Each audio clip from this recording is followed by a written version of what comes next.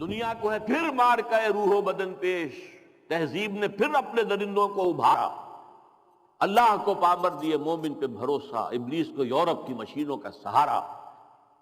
گفتند جہان ماں آیا بتومی سازد، گفتم کے نمی سازد، میں نے کہا نہیں مجھے پسند نہیں، گفتند کے برہم زد، فرمایا کہ اچھا توڑ دو پھوڑ دو درہم برہم کر دو، با نشہ درویشی در ساز و دمادم زن، دمادم زن دمادم زن، چون پختہ شوی خضرا بر سلطنت جمزن۔ نحمدہ ونصلی علی رسولہ الکریم، اما بعد فاعوذ باللہ من الشیطان الرجیم، بسم اللہ الرحمن الرحیم، رب اشرح لی صدری ویسر لی امری واحلل عقدۃ من لسانی یفقہوا قولی۔ معزز حاضرین، السلام علیکم ورحمۃ اللہ وبرکاتہ۔ آپ حضرات نے مجھے جس موضوع پر گفتگو کی دعوت دی ہے اس کا جو براڈ ٹائٹل ہے clash of civilisations and Pakistan, یعنی ہنٹنگٹن نے جو کتاب لکھی کلیش آف سویلائزیشن، اس کے ضمن میں پاکستان جو ہے وہ کہاں کھڑا ہے، کس جگہ کھڑا ہے، کیا ہمارے لیے پروز ہیں، کیا کونس ہیں، پھر اس کے نیچے 10 سب ٹائٹلز بھی ہیں۔ اصل میں میرے لیے آسانی ہو گئی ہے کہ میں انہی کے حوالے سے چند منٹ 5-5 6-6 منٹ ایک کے حوالے سے گفتگو کروں تو بات اچھی رہے گی۔ سب سے پہلا سب ٹائٹل ہے back ground of debate on clash of civilisations, اور نمبر 2 ہے ہسٹری آف ویسٹرن سویلائزیشن۔ ان دونوں کو میں ایک میں جمع کر رہا ہوں۔ ویسٹرن سویلائزیشن ایک غلط اصطلاح ہے، اس لیے کہ ویسٹ میں ایک تہذیب تو وہ ہے جو آج ہے، اور اس کی عمر جو ہے وہ 250-300 برس سے زیادہ نہیں ہے۔ اس سے پہلے ویسٹ میں گریک سویلائزیشن رہ چکی ہے، رومن سویلائزیشن رہ چکی ہے، تو مختلف سویلائزیشن رہی ہیں جو اپنا اپنا وقت ختم کر کے اور پوری ختم ہو گئی۔ تو ہمیں کہنا یہ چاہیے کہ دی پریزنٹ ویسٹرن سویلائزیشن، یہ جو پریزنٹ ویسٹرن سویلائزیشن ہے اس کا بیک گراؤنڈ کیا ہے اور اس کی اساسات کیا ہیں۔ ہسٹوریکل بیک گراؤنڈ یہ ہے کہ یہ سویلائزیشن اصل میں اسلام کے زیر اثر شروع ہوئی ہے۔ اسلام کے آنے سے پہلے یورپ ڈارک ایجز میں تھا، اور وہ خود مانتے ہیں ڈارک ایجز، یہ اندھیرے کے دن تھے ان کے، نہ وہاں سائنس پڑھنے کی اجازت تھی نہ فلسفہ، دونوں جرم تھے مذہبی اعتبار سے۔ شدید ترین پاپائیت کا نظام، بدترین جس کو کہیں گے جبری اور ڈکٹیٹوریل نظام جو ہے مذہبی، وہ وہاں نافذ تھا۔ کسی کے گھر سے اگر سائنس کی کتاب نکل آئی تو وہ گھر جلا دیا جائے گا، کسی کے گھر سے اگر فلسفے کی کتاب نکل آئی، خواہ وہ یورپین فلسفی ہی ہو، گریک فلسفی واز یورپین فلسفی، لیکن اس کا بھی گھر جلا دیا جائے گا۔ یہ حالات تھے۔ ان حالات میں اسلام داخل ہوا ہے یورپ میں، یہ 712 عیسوی 713 عیسوی میں، یعنی یوں سمجھیے کہ 8ویں صدی کے آغاز میں، 8ویں صدی جو عیسوی ہے اس کے آغاز میں، اور وہاں پر پھر اس کی ایک حکومت بہت بڑی قائم ہوئی۔ پورا آئیبیرین پیننسولا، کہنے کو لفظ اسپین جو ہے وہ ایک ملک ہے، بہت بڑا ملک ہے، اور نہ صرف آئیبیرین پیننسولا بلکہ آئیبیرین پیننسولا کو جو استھمس جوڑتا ہے بقیہ یورپ کے ساتھ، وہ پائرینیز ماؤنٹینز ہیں، اور یہ بڑا یعنی مشکل گزرنے والا راستہ ہے، دشوار گزار راستہ ہے۔ اس کو بھی کراس کیا مسلمانوں نے، ہارٹ آف فرانس تک پہنچ گئے۔ البتہ پھر ان کے بعد ایک شکست ہوئی ہے بہت بڑی 732 میں، اور وہاں سے پھر واپسی شروع ہوئی ہے۔ وہ واپسی جو شروع ہوئی ہے پھر اس میں پھر پائرینیز سے گزر کر لیکن اسپین کے اندر قدم جمائے رکھے۔ اسپین کے بڑے حصے میں 500 برس تک حکومت رہی، لیکن ویسے 800 برس تک حکومت شمار ہوتی ہے۔ فال آف گرینیڈا اگر آپ لیں گے تو وہ 1492 کا ہے، تو اس سے آپ کو اندازہ ہوگا کہ 800 برس وہاں پر حکومت رہی۔ اچھا، اس میں ایک ہسٹوریکل فیکٹر یہ ہے کہ اسپین کے فتح میں مسلمانوں کی مدد کی تھی یہودیوں نے، اس لیے کہ یہودی شدید پرسیکیوشن کا شکار تھے، شدید، اور سب سے سخت جو ان کے اوپر تعذیب تھی، سب سے سخت پرسیکیوشن وہ اسپین میں تھی۔ اسپین جو ہے وہ بہت گہرا مذہبی ملک تھا، اور آج بھی وہ بہت گہرا مذہبی ملک ہے اور ہے رومن کیتھولک 100%۔ لیکن یہ ہے کہ اس وقت جو کیفیت تھی، یہودیوں کو وہ ستاتے تھے، مارتے تھے، گیٹوز میں رکھا ہوا تھا، باقی یورپ میں بھی، لیکن سب سے زیادہ شدید معاملہ جو ہے وہ اسپین میں تھا۔ لہٰذا انہوں نے طارق بن زیاد کو راستے دکھائے، ادھر سے جاؤ ادھر آؤ، مدد کی۔ نتیجہ کیا نکلا کہ وہاں کے عرب حکمرانوں نے یہودیوں کو سر پر بٹھا لیا۔ چنانچہ یہ وہ بات ہے کہ جو 1967 جو وار تھی، عرب اسرائیلی وار، اس میں جب یہودیوں کو اسرائیل کو فتح حاصل ہو گئی تو جشن منایا انہوں نے پیرس میں، اور بن گوریون نے وہاں پر تقریر کرتے ہوئے کہا تھا، Muslim Spain was the golden era of our diaspora. یہ ڈائسپورا شروع کب ہوا تھا؟ سن 70 عیسوی میں، حضرت عیسیٰ کے رفع سماوی کے 40 برس کے بعد ڈائسپورا شروع ہوا، اس لیے کہ یہودیوں نے رومنز کے خلاف بغاوت کی تھی۔ اس کے نتیجے میں پھر ٹائٹس رومن جنرل نے جو آ کر تباہی مچائی ہے، 1,33,000 یہودی ایک دن میں قتل کیے۔ اس سے آپ اندازہ کیجئے کہ ٹوٹل کتنا ہوگا ایک دن کا، 133,000، اور پھر ان کو نکال دیا، بھاگ جاؤ یہاں سے، اس ملک میں، اس خطے میں تمہارا کوئی وجود نہیں ہوگا۔ اس سے ڈائسپورا شروع ہوا۔ اب جس کا یہاں سیکھ سمایا، کوئی یورپ میں چلا گیا، کوئی انڈیا میں آ گیا، کوئی یہ نارتھ افریقن کنٹریز میں اب بھی بیٹھے ہوئے بہت بڑے آرام سے ہیں، بڑے اچھے ٹریڈرز ہیں، ترکی میں آ گئے، وہاں پر بھی۔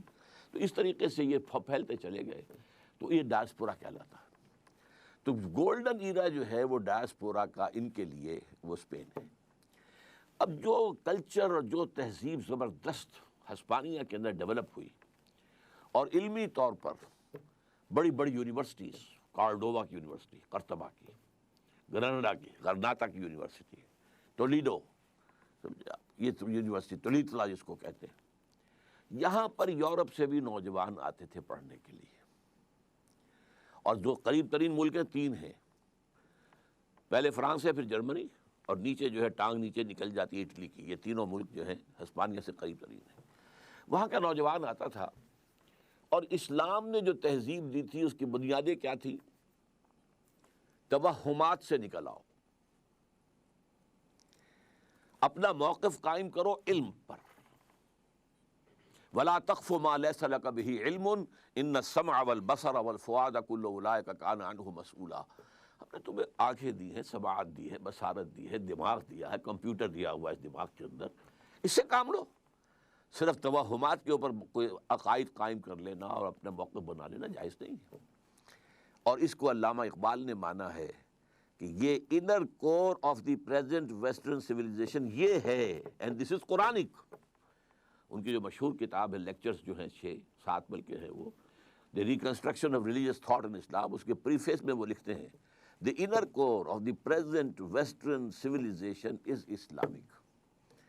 علم سے کے اوپر معاملہ رکھو، آنکھ کھولو، کان کھولو، دیکھو، سنو، نتیجہ نکالو، اور جو نتیجہ نکلا اسے میموری کے اندر فیڈ کر دو، پھر اور دیکھو اور سنو اور دیکھو اور محسوس کرو اور نتیجے نکالو، پرانی میموری سے اس کو جو ہے ٹیلی کرو اور نتیجہ نکالو، اور پھر دماغ میں رکھو۔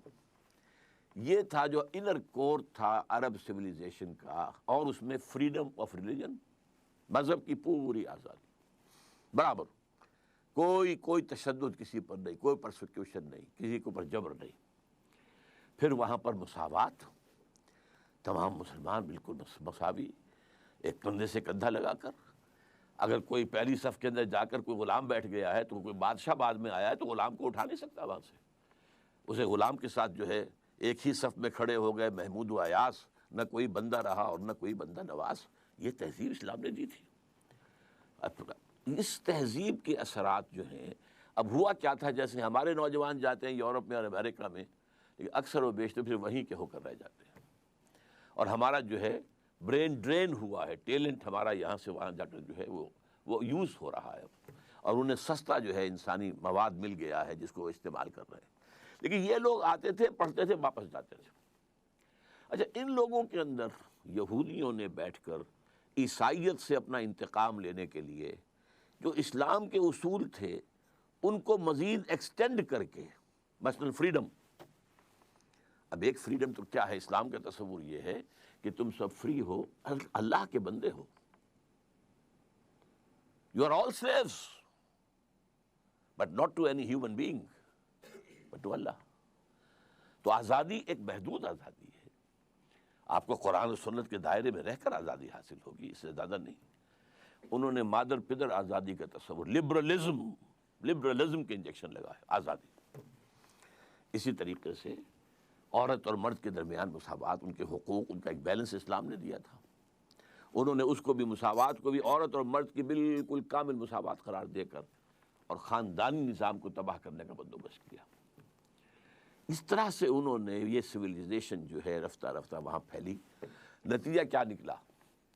کچھ عرصے کے بعد مسلمان تو وہاں سے نکال دیے گئے. 1492 میں یہ ہے فال آف گرناڈا، غرناطہ کا سقوط غرناطہ. مسلمان تو ختم ہو گئے، یہودی اور مسلمان دونوں ختم کر دیے گئے، الا ان کے کہ جنہوں نے عیسائیت قبول کر لی، دل سے کی یا جھوٹ موٹ کو کی، لیکن جو بھی عیسائی ہو گئے وہ بچ گئے. ورنہ کوئی مسلمان نہیں بچا، کوئی یہودی نہیں بچا پورے آئیبیرین پیننسولا میں. یا قتل کر دیے گئے، یا جلا دیے گئے، یا ہوائی وہ سمندری جہازوں میں بھر بھر کر انہوں نے جا کر اور شمالی افریقہ کے ساحل کے اوپر ڈمپ کر دیا. لیکن یہ فکر اور یہ تہذیب کہ جس کے جراثیم اسلام نے دیے تھے اور جو یہودیوں کے ذریعے سے پھر سینٹرل یورپ کے اندر پہنچے، یہ بڑھتے رہے، پروان چڑھتے رہے. انہوں نے واقعتاً یہ کہ بہت سے نتائج پیدا کیے. اس کے نتیجے میں وہاں دو تحریکیں ابھری. ایک ریفرمیشن، مذہبی تحریک، تحریک اصلاح مذہب. یعنی یہ کیا تماشا ہے، ایک شخص ہے پوپ بنا بیٹھا ہوا ہے بادشاہ، اور جو لفظ اس کی زبان سے نکل جائے that is the law. Who is he? We have Bible with us, we can read Bible with اور we can follow it. Pope کے خلاف بغاوت. پروٹیسٹنٹ مذہب پیدا ہوا. پروٹیسٹ کہتے کسی احتجاج، یہ احتجاج تھا، پروٹیسٹ تھا وہ ٹرینی کے خلاف کہ جو پوپ کی حکومت کی شکل میں موجود تھی. نمبر ایک. نمبر دو یہ کہ اب وہ جو دروازے کھل گئے علم کے، تو سائنس کی ترقی شروع ہوئی. اب کھول آنکھ، زمین دیکھ، فلک دیکھ، فضا دیکھ، مشرق سے ابھرتے ہوئے سورج کو ذرا دیکھ. اب انسان نے دیکھنا شروع کیا، نتائج نکالنے شروع کیے. تو اکتشافات کا دور شروع ہوا، ڈسکوریز کا، انکشافات کا. پھر جو ہے چیزیں جو ہے ایجاد کی گئیں، ایجادات کا دور شروع ہوا. تو ایک فزیکل سائنسز، اچھا اسی کا نام رینیساں ہے، یا رینیسانس یا رینیسانس جس کو کہتے ہیں. یہ ہے تحریک احیاء العلوم. یہ علم بھی آزاد ہو گیا اور مذہب بھی آزاد ہو گیا. اور اس معاملے میں سب سے سبقت کرنے والا ملک جو ہے وہ انگلستان. سب سے پہلی بغاوت جو ہے پوپ کے خلاف وہ انگلستان نے کی. چرچ آف انگلینڈ اپنا علیحدہ بنا لیا، پوپ سے disconnected. We have nothing to do with you. اور سب سے پہلا دوسرا انہوں نے کیا کام کیا؟ اب تین چیزیں انہوں نے پیدا کی ہیں یورپ کے اندر. اب یہ ایک لمبا پروسیس ہے، کئی صدیوں پہ پھیلا ہوا ہے. یہ کوئی ایک دو چار دن کی بات تو نہیں ہے. وہ جو حفیظ کہتا ہے کہ تکمیل اور تدوین فن میں جو بھی حفیظ کا حصہ ہے، نصف صدی کا قصہ ہے، 2-4 برس کی بات نہیں. یہ 3-4 صدیوں کی بات ہے جو میں آپ کے سامنے چند الفاظ میں رکھ رہا ہوں. نمبر 1 انہوں نے ایجاد کیا سیکولرزم. مذہب کا ریاست سے کوئی تعلق نہیں. Keep your religion with you or in your places of worship. مذہب ہوگا چرچ میں، سینیگوگ میں، مسجد میں. ریاست سے، سیاست سے، ملکی قانون سے کوئی تعلق نہیں. تو لبرل سیکولر سیاست یہ یہود کی ایجاد ہے. نمبر 2 انٹرسٹ حرام تھا، سود دونوں طرح کا، یوزری بھی اور کمرشل انٹرسٹ بھی، دونوں حرام تھے جب تک پوپ کا اقتدار تھا. اس کے خلاف کیلوین کے ذریعے سے کتاب لکھائی گئی اور پھر اس سے انٹرسٹ کو جائز قرار دیا گیا. لہذا سب سے پہلا بینک جو ہے وہ بھی انگلینڈ میں قائم ہوا، بینک آف انگلینڈ. معیشت اب سود کی بنیاد پر، جوئے کی بنیاد پر، یہ معیشت اس سے چلے گی.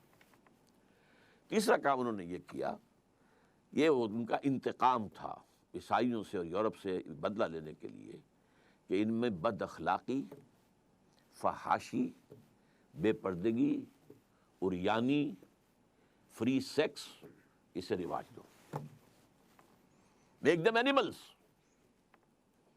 بھول جائیں یہ کہ کیا شرم کیا ہوتی ہے اور حیا کس چیز کا نام ہے. یہ سب میک دم اینیملس. جیسے حیوانات ہوں، درندے ہوں، ظاہر بات ہے کہ سیکشول ان کا ایکٹ جو ہے پبلک میں ہوتا ہے، کھل کر ہوتا ہے. تو آپ زو میں جا کر دیکھ لیجیے، وہ ہو رہا ہے جو کچھ ہوگا. لہٰذا یہ کیا تماشا بنا رکھا ہے. یہ ساری چیزیں ان کے پروٹوکولز کے اندر لکھی ہوئی ہیں جو سائن ہوئے ہیں 1897 میں بیسل میں. اس میں چیزیں لکھی ہوئی ہیں، ہم نے یہ کام کرنے ہیں. اور اسی کے بعد سے یہ سارا میڈیا کے ذریعے سے اور سنیما کے ذریعے سے یہ سارا کا سارا جو فحاشی اور بے حیائی کا، اور عورت اور مرد کی بالکل مساوات. عورت کیوں دب کر رہے؟ عورت اگر اول شادی نہیں کرے گی اور شادی کرے گی تو اس طرح کرے گی کہ آپ اگر اسے طلاق دیں گے تو آپ کی آدھی جائیداد فوراً اس کی ہو جائے گی. اور اگر ایک گھر ہے آپ کے پاس تو وہ اس کے پاس رہے گا، یو ول بی آؤٹ. تو لوگوں نے شادی کرنی چھوڑ دی. اب آپ امریکہ میں جائیے، یورپ میں جائیے، آپ کو بہت سے لوگ یہ کہتے ہوئے ملیں گے we are living together, we are not married. بغیر کسی ویڈ لاک کے وہاں بچے پیدا ہوتے ہیں. 60% سے زیادہ بچے جو ہیں فرانس کے اندر وہ اس طرح پیدا ہوئے. اور کلنٹن نے کہا تھا، اس کا جو آخری سال تھا آفس میں ایز پریزیڈنٹ، تو جو state of the union address اس کا ہوتا تھا سالانہ، اس میں کہا تھا کہ عنقریب ہماری قوم کی اکثریت، امریکن نیشن کی اکثریت حرام زادوں پر مشتمل ہوگی. اس کے لفظ کیا ہیں؟ Born without any wedlock. شادی کا کوئی بندھن نہیں ہے اور بچے ہو رہے ہیں. یہ تھری پرونگڈ ہے معاملہ یہ جدید تہذیب کا. چوتھا کیا ہے جو بہت اہم ہے؟ فزیکل سائنسز کا ارتقاء اور ٹیکنالوجی کا ارتقاء. ٹیکنالوجی اور فزیکل سائنسز یہ تہذیب کی ڈیفینیشن میں نہیں آتے ہیں، لیکن اس وقت یوں سمجھیے کہ پریزنٹ سویلائزیشن میں 3 ڈائمنشنز تو یہ ہو گئی جو میں نے بتایا. سیاست میں سیکولرزم، اور یہ سب سے زیادہ سوٹ کرتا ہے کس کو؟ یہودیوں کو، because they are a very minute minority. وہ کہیں اگر مذہب کا کوئی تعلق ہو، کرسچینٹی کا تعلق ہو اگر ریاست کے ساتھ، تو ان کی کیا حیثیت امریکہ میں ہوگی، کیا حیثیت برطانیہ میں ہوگی؟ جب مذہب کو علیحدہ کر دیا تو وہ برابر کے شہری ہیں، دے آر ایکول سٹیزنز. یہودیوں نے پھر اسی سود کے ذریعے سے بینکنگ کا نظام قائم کیا، اور اس میں انہوں نے اتنی بڑی کامیابی حاصل کی کہ وہ یورپ کے ممالک کو آپس میں لڑاتے تھے، اور جب ان دونوں لڑنے والوں ملکوں کو پیسے کی ضرورت ہوتی تھی تو ان کے بینکرز ان کو قرض دیتے تھے. منہ مانگے ریٹس جو ہیں انٹرسٹ کے وہ ان سے لیتے تھے. اس طریقے سے سازشیں کر کے جنگیں کرانا، اور جنگ کے دونوں جو ہیں سائڈز ان کو قرض دینا اور پیسہ بنانا ان کے پاس. نتیجہ یہ نکلا کہ پچھلی صدی کے اسی زمانے میں، یوں سمجھیے آج ہم 2006 میں بیٹھے ہیں، 1905 میں گئے تھے علامہ اقبال، 1001 سال پہلے، 101 سال پہلے. لیکن انہوں نے وہاں مشاہدہ کر لیا تھا کہ اسی بینکنگ کے نظام کی وجہ سے فرنگ کی رگے جاں پنجے یہود میں ہے. They are controlling. بینکنگ کے نظام کے ذریعے سے وہ کنٹرول کر رہے ہیں.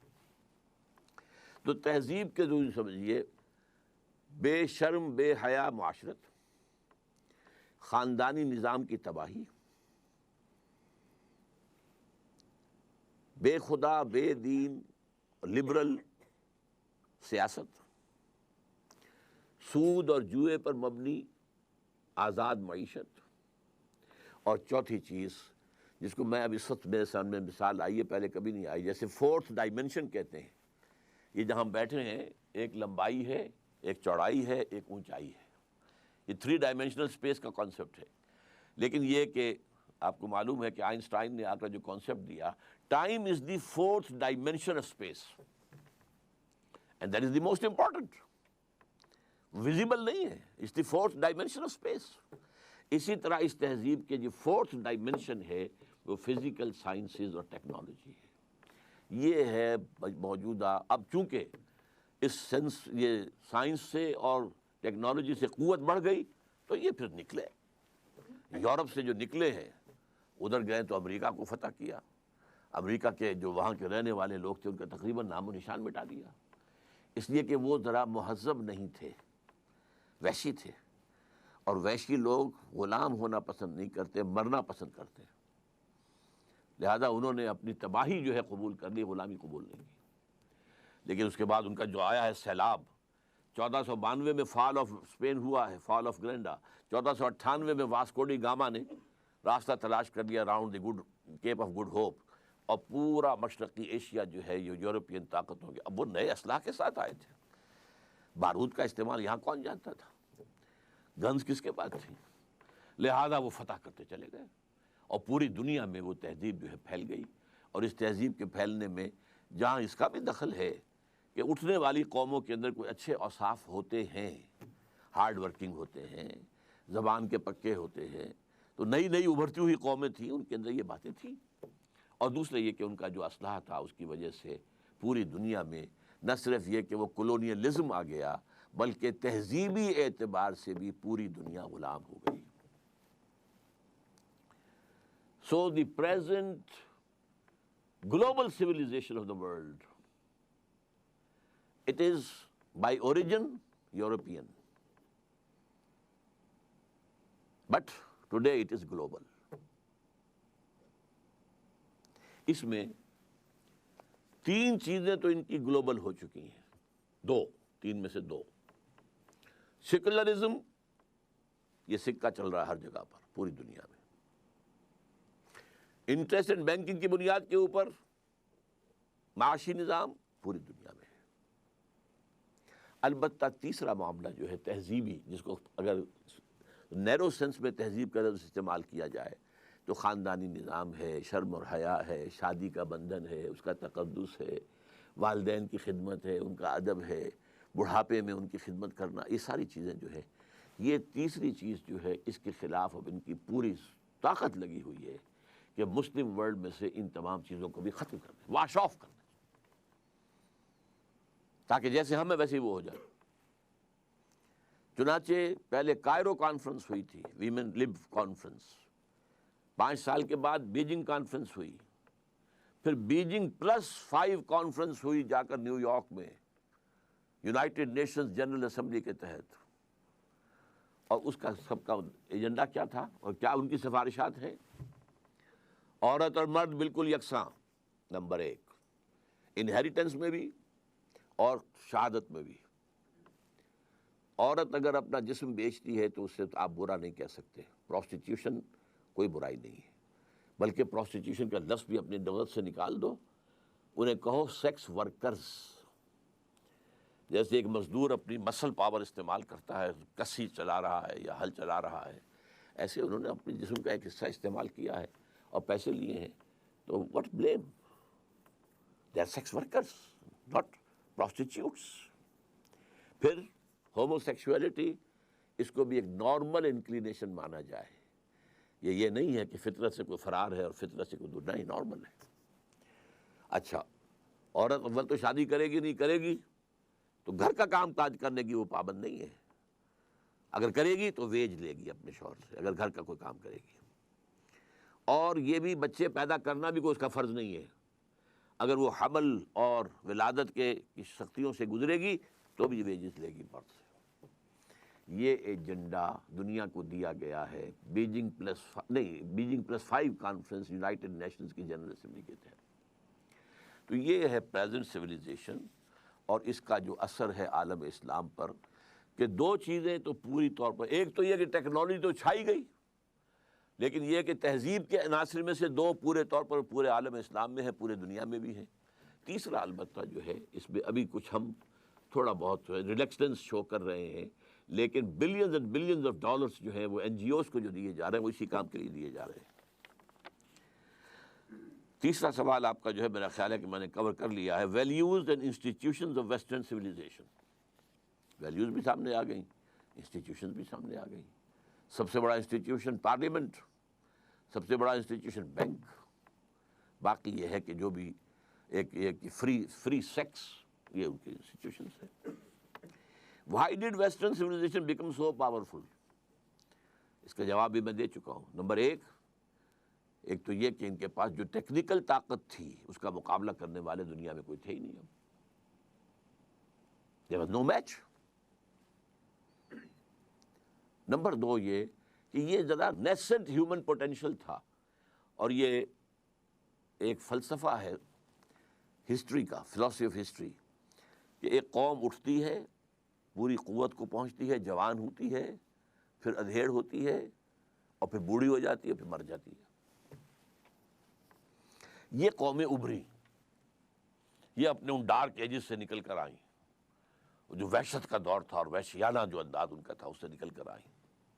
تو ان کے اندر ایک طاقت تھی، نیسنٹ پوٹینشل جس کو میں کہہ رہا ہوں۔ یہ اسپینگلر کا ویو ہے جو میں نے ابھی آپ کو بتایا ہے کہ نیشنز اینڈ سویلائزیشنز وہ پیدا ہوتی ہیں، پھر بچپنا لڑکپن آتا ہے، پھر اس کے بعد جوانی آتی ہے، اس کے بعد ادھیڑ ابھر آتی ہے، اس کے بعد وہ بوڑھی ہو کر مر جاتی ہے۔ تو یہ تہذیب ابھی ویسے اپنی جوانی سے گزر آئی ہے، یہ اگر کھڑی ہے تو ٹیکنالوجی کے بل پر کھڑی ہے، اپنی تہذیب کے بل پر نہیں، اپنی طاقت ٹیکنالوجی، جو کچھ ہتھیار نیا سا نیا میدان میں لے آتے ہیں۔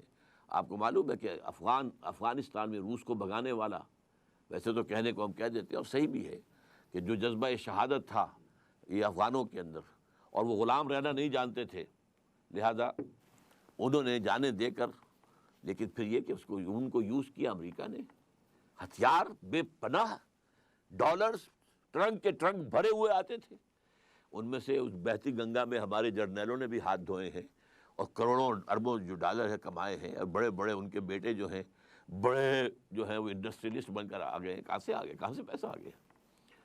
یہ جرنیل تو کبھی سائیکلوں پر گھوما کرتے تھے۔ بہرحال اس میں آخری فیصلہ کن ہتھیار کون سا تھا؟ Stinger missile. روس بھاگا ہے صرف سٹنگر میزائل کی وجہ سے۔ یہ میزائل کیا ہے؟ ہیلی کاپٹر آیا، گن شپ ہیلی کاپٹر سب سے بڑا ہتھیار تھا رشیا کا، اور اسے بچنے کی کوئی شکل نہیں تھی۔ ایسے بھی وہ بم لے آیا تھا کہ اگر جو بم آ کر پھٹے گا پہاڑ کے اوپر لگے گا، وہ پھٹے گا نہیں، بلکہ اس کا برما چلنا شروع ہو جائے گا، اور وہ اس کو کھودتے ہوئے اندر پہنچ جائے گا، جہاں جا کر خلا آئے گا تب پھٹے گا، یعنی جہاں غاروں میں چھپے ہوئے ہوتے تھے افغان مجاہدین وہاں جا کر پھٹے گا۔ یہ ہتھیار روس کے پاس تھا، لیکن سٹنگر میزائل اس کا علاج ہی کوئی نہیں، وہ تو پیچھا کرتا تھا۔ یہ نہیں کہ آپ نے میزائل پھینکا ہے، لگ گیا تو لگ گیا، نہیں گیا تو گیا، نہیں، بلکہ وہ جائے گا، وہ ہیٹ کے ساتھ ساتھ جدھر جدھر وہ جہاز جا رہا ہے یا جدھر جدھر ہیلی کاپٹر جا رہا ہے وہ جائے گا، جا کے ٹریٹ کرے گا، اسے بھاگا۔ آپ کو معلوم ہے کہ فرسٹ گلف وار کے اندر جو نیا ہتھیار لے کر آیا تھا امریکہ، ایک تو یہ کہ اس کے جو جائنٹ بامبرز تھے، جو جہاز آئے تھے، اور جس طرح اس نے وہاں ان کی ساری کی ساری کمیونیکیشن کو جیم کیا، یہ سب ٹیکنالوجی تھی نا۔ لیکن وہ اسکڈ میزائل لے کر بیٹھا ہوا تھا صدام حسین، اس کا خیال تھا کہ میرے پاس بڑی طاقت ہے، میں یہاں سے تل ابیب کو اڑا سکتا ہوں۔ اسکڈ میزائل کا توڑ امریکہ لا کر اس نے دے دیا اسرائیل کو، جو اس کو کہتے ہیں پیٹریوٹ میزائلز، کہ اگر کوئی میزائل آ رہا ہوگا تو یہ راستے ہی میں اس سے ٹکرائے گا، اور ہوا ہی میں وہ دونوں میزائل جو ہے ایکسپلوڈ ہو جائیں گے۔ اسکڈ میزائل کا علاج نکال دیا۔ اب پتہ نہیں اور کیا کیا ہتھیار ان کے پاس ہے، لیکن اس وقت ان کی تہذیب، اگر کہیں اسے تہذیب، ورنہ تو واقعہ یہ ہے کہ جو علامہ اقبال نے کہا تھا کہ دیار مغرب کے رہنے والوں، خدا کی بستی دکان نہیں ہے، کھرا جسے تم سمجھ رہے ہو وہ اب ذرے کم عیار ہوگا، تمہاری تہذیب اپنے خنجر سے آپ ہی خودکشی کرے گی، جو شاخ نازک پہ آشیانہ بنے گا ناپائیدار ہوگا۔ یہ جو پروفیسی کہہ لیجئے اقبال کی طرف سے جو پیشن گوئی تھی 100% پوری ہو چکی ہے، تہذیب مغربی مر چکی ہے، یہ صرف سائنس اور ٹیکنالوجی کے بل پر کھڑی ہوئی ہے۔ اور اس کی مثال میں دیا کرتا ہوں، جیسے حضرت سلیمان کا آپ نے سنا ہی ہوگا کہ وہ ایک عصا کے ٹیک لگا کر کھڑے رہے، اور جنات کو جو بھی کام دیا گیا تھا اس کو سپروائز کرتے رہے، اسی حالت میں انتقال ہو گیا، جان نکل گئی، لیکن کھڑے رہے، وہ لاش کھڑی رہی، یہاں تک کہ دیمک نے چٹ کیا ہے عصا کو، عصا گرا ہے تو حضرت سلیمان علیہ السلام کی لاش گری ہے۔ اسی طرح دیمک چٹ کر چکی ہے اس تہذیب کو، جس کا سب سے بڑا مظہر میں آپ کو بتا چکا ہوں کہ ان قریب ہماری قوم کی اکثریت جو ہے وہ حرامزادوں پر مشتمل ہوگی۔ دس از دیئر سویلائزیشن۔ اور شادی کے لیے کئی مرتبہ بش نے تقریر ہے کہ شادی کرو، شادی کرو، کوئی شادی کرنے کو تیار ہے، وائی خامخواہ اس بندھن میں بندھے ہم؟ عورت کو لاکھ ضرورت ہے، اگر وہ آئے میرے ساتھ رہے، بچے بھی ہوتے رہیں گے، but I am not going to sign the marriage document, why should I? یہ ہے تہذیب۔ تو تہذیب مر چکی ہے، ٹیکنالوجی کے بل پر کھڑی ہوئی ہے. تو why did western civilisation become so powerful? اس کا جواب آ گیا. How other civilisation responded to western challenge. اصل میں اس کے ضمن میں ہنٹنگٹن کا حوالہ دوں گا. ہنٹنگٹن نے جو کلیش آف سویلائزیشن میں بات لکھی ہے وہ یہ ہے کہ اس وقت دنیا میں کل 8 تہذیبیں ہیں. بلکہ حوالہ دیا ہے اس نے ٹوائن بی، جو اس دور کا سب سے بڑا فلسفی ہے، تاریخ کا، فلسفہ تاریخ کا ماہر. اس نے گنوایا ہے 20 سویلائزیشن دنیا میں پیدا ہوئی ہیں، 12 مر چکی ہیں، ختم ہو چکی ہیں. اب موہنجو دڑو کی بھی تو کوئی سویلائزیشن ہوگی نا. آخر عراق کے اندر نیبوکڈنیزر کے دور کی بھی جو ہے اس سے بھی پہلے کی بھی سویلائزیشنز تھی نا. تو 12 تو ختم ہو چکی ہیں، 8 موجود ہیں. ان میں سے 6 ہمارے ساتھ 5 کمپیٹیبل ہیں. ایک ہماری اپنی تہذیب اور 5 اور یہ کمپیٹیبل ہیں. ان کی طرف سے کوئی ریزسٹنس نہیں ہے. مثلا سب سے بڑا ہمارے سامنے مثال ہے انڈین سویلائزیشن. معلوم ہوتا ہے کہ بہن ہے، وہی ناچ گانا، رقص و سرود، شراب نوشی، یہ وہ سب کچھ، بے حیائی جو بھی تھا. ان کے ہاں شادی کا بندھن تھا، عورت کا ایک معاملہ تھا، وہ بھی اب ختم ہو رہا ہے. تو اس نے یہ کہا تھا کہ یہ جو 6 ہیں سویلائزیشنز، ان میں سے 5 کو تو 7 سویلائزیشن جو مزید ہیں، ہماری ایک اور 6 اور 2، ان میں سے 2 وہ ہیں کہ جو ہمارے ساتھ ایسیمولیٹ نہیں ہو سکتی. ایک Muslim civilisation of the Muslims, Islamic civilisation, اور دوسرے ہے کنفیوشین سویلائزیشن آف چائنا. اچھا، یہ بات میں نے پہلی مرتبہ اس سے سنی ہے. میرا مطالعہ نہیں ہے، نہ میں چین گیا ہوں، نہ مجھے وہاں کے حالات معلوم ہیں. البتہ یہ کہ جب یہ میں نے چیز پڑھی تھی، اس کے بعد ہی کچھ ہی عرصے کے بعد نیوز ویک کا ایک پورا شمارہ آیا تھا خاص، اور وہ تھا revival of Confucius in China. تو کنفیوشنزم جو ہے وہ گویا کہ وہاں پہ ریوائیو ہو رہا ہے. ان 2 کو کہا ہے اس نے کہ یہ ہمارے لیے they are hard nuts to crack. باقی 5 تہذیبیں جو ہیں یا 6 تہذیبیں جو ہیں، 5 کہنا چاہیے کیونکہ 6ٹھی تو ان کی اپنی ہے اور 2 یہ ہیں، تو 8 کل تہذیبیں ہیں. تو یہ ریئیکشن ہے کہ باقی تہذیبوں کی طرف سے کوئی خاص جو ہے کنفرنٹیشن نہیں ہوئی ہے. تہذیب کے حوالے سے اگر کسی درجے میں مقابلہ کیا ہے تو صرف مسلمانوں نے کیا ہے، لیکن وہ بھی صرف 3rd لیول پر. ریاست کی سطح پر سیکولرزم پورا تمام اسلامی ورلڈ جو ہے وہ قبول کر چکی ہے. انٹرسٹ بینکنگ کی بنیاد پر معیشت کا نظام پوری مسلم ورلڈ قبول کر چکی ہے. صرف جو لوور اسٹیٹم ہے، دی لوئسٹ اسٹیٹم آف سوسائٹی، یہ شرم حیا، کوئی شادی بیاہ کے معاملات، کوئی جو ہے عصمت اور عفت کی بھی کوئی اہمیت، اور یہ کہ خاندان کی فیملی کی لائف کا بھی کوئی اہمیت ہے، خاندان کے ادارے کے مضبوط ہونے کی بھی کوئی ضرورت ہے، بڑے بوڑھوں کی خدمت کرنا جو ہے وہ گویا سے ایک طرح کی عبادت. یہ ساری چیزیں جو ہیں یہ ابھی کچھ باقی ہیں، اور اس میں صرف مسلمانوں نے رجسٹ کیا ہے. باقی دنیا میں کسی اور سویلائزیشن نے میری معلومات کی حد تک رجسٹ نہیں کیا. اور یہی وجہ ہے چونکہ میں امریکہ آتا جاتا رہا ہوں. اب تو مجھے خیر 5 سال ہو گئے کہ میں نہیں جا سکا. 9/11 کے بعد تو انہوں نے مجھے ویزا دینا بند کر دیا. لیکن یہ کہ اس سے پہلے میں وہاں جا کر دیکھتا رہا ہوں کہ وہاں پر وہ جو ہے تہذیب، اس کا تو خاتمہ ہو چکا ہے. بالکل فیملی سسٹم بالکل ختم ہو چکا ہے، تباہ و برباد ہو چکا ہے. شادی کے واعظ کہتا رہا ہے بش، لیکن شادی کرنے کو لوگ تیار نہیں. اور سب سے بڑی شکایت انہیں مسلمانوں سے کیا ہے؟ جو یہاں پر آیا ہے ہمارے ملک میں، یونائٹڈ اسٹیٹس آف امریکہ میں، وہ ہمارے ساتھ مرج ہو گیا. وہاں چینی گئے ہیں، وہاں کورینز گئے ہیں، وہاں ویٹنامیز گئے ہیں، وہاں انڈینز گئے ہیں، بے شمار گئے. بلکہ جو 100 سال پہلے وہاں عرب گئے تھے وہ بھی ان کے اندر پورے طور پر وہ بالکل ضم ہو چکے ہیں، ان کی تہذیب میں مدغم ہو چکے ہیں. لیکن یہ کہ اب جو 1970 کے بعد جو ایک امیگریشن ہوئی ہے بہت بڑے پیمانے پر، اور ہمارے یہاں سے ڈاکٹرز اور انجینئرز اور لائرز وغیرہ وغیرہ گئے ہیں، اور پورے عالم اسلام سے لوگ آئے ہیں.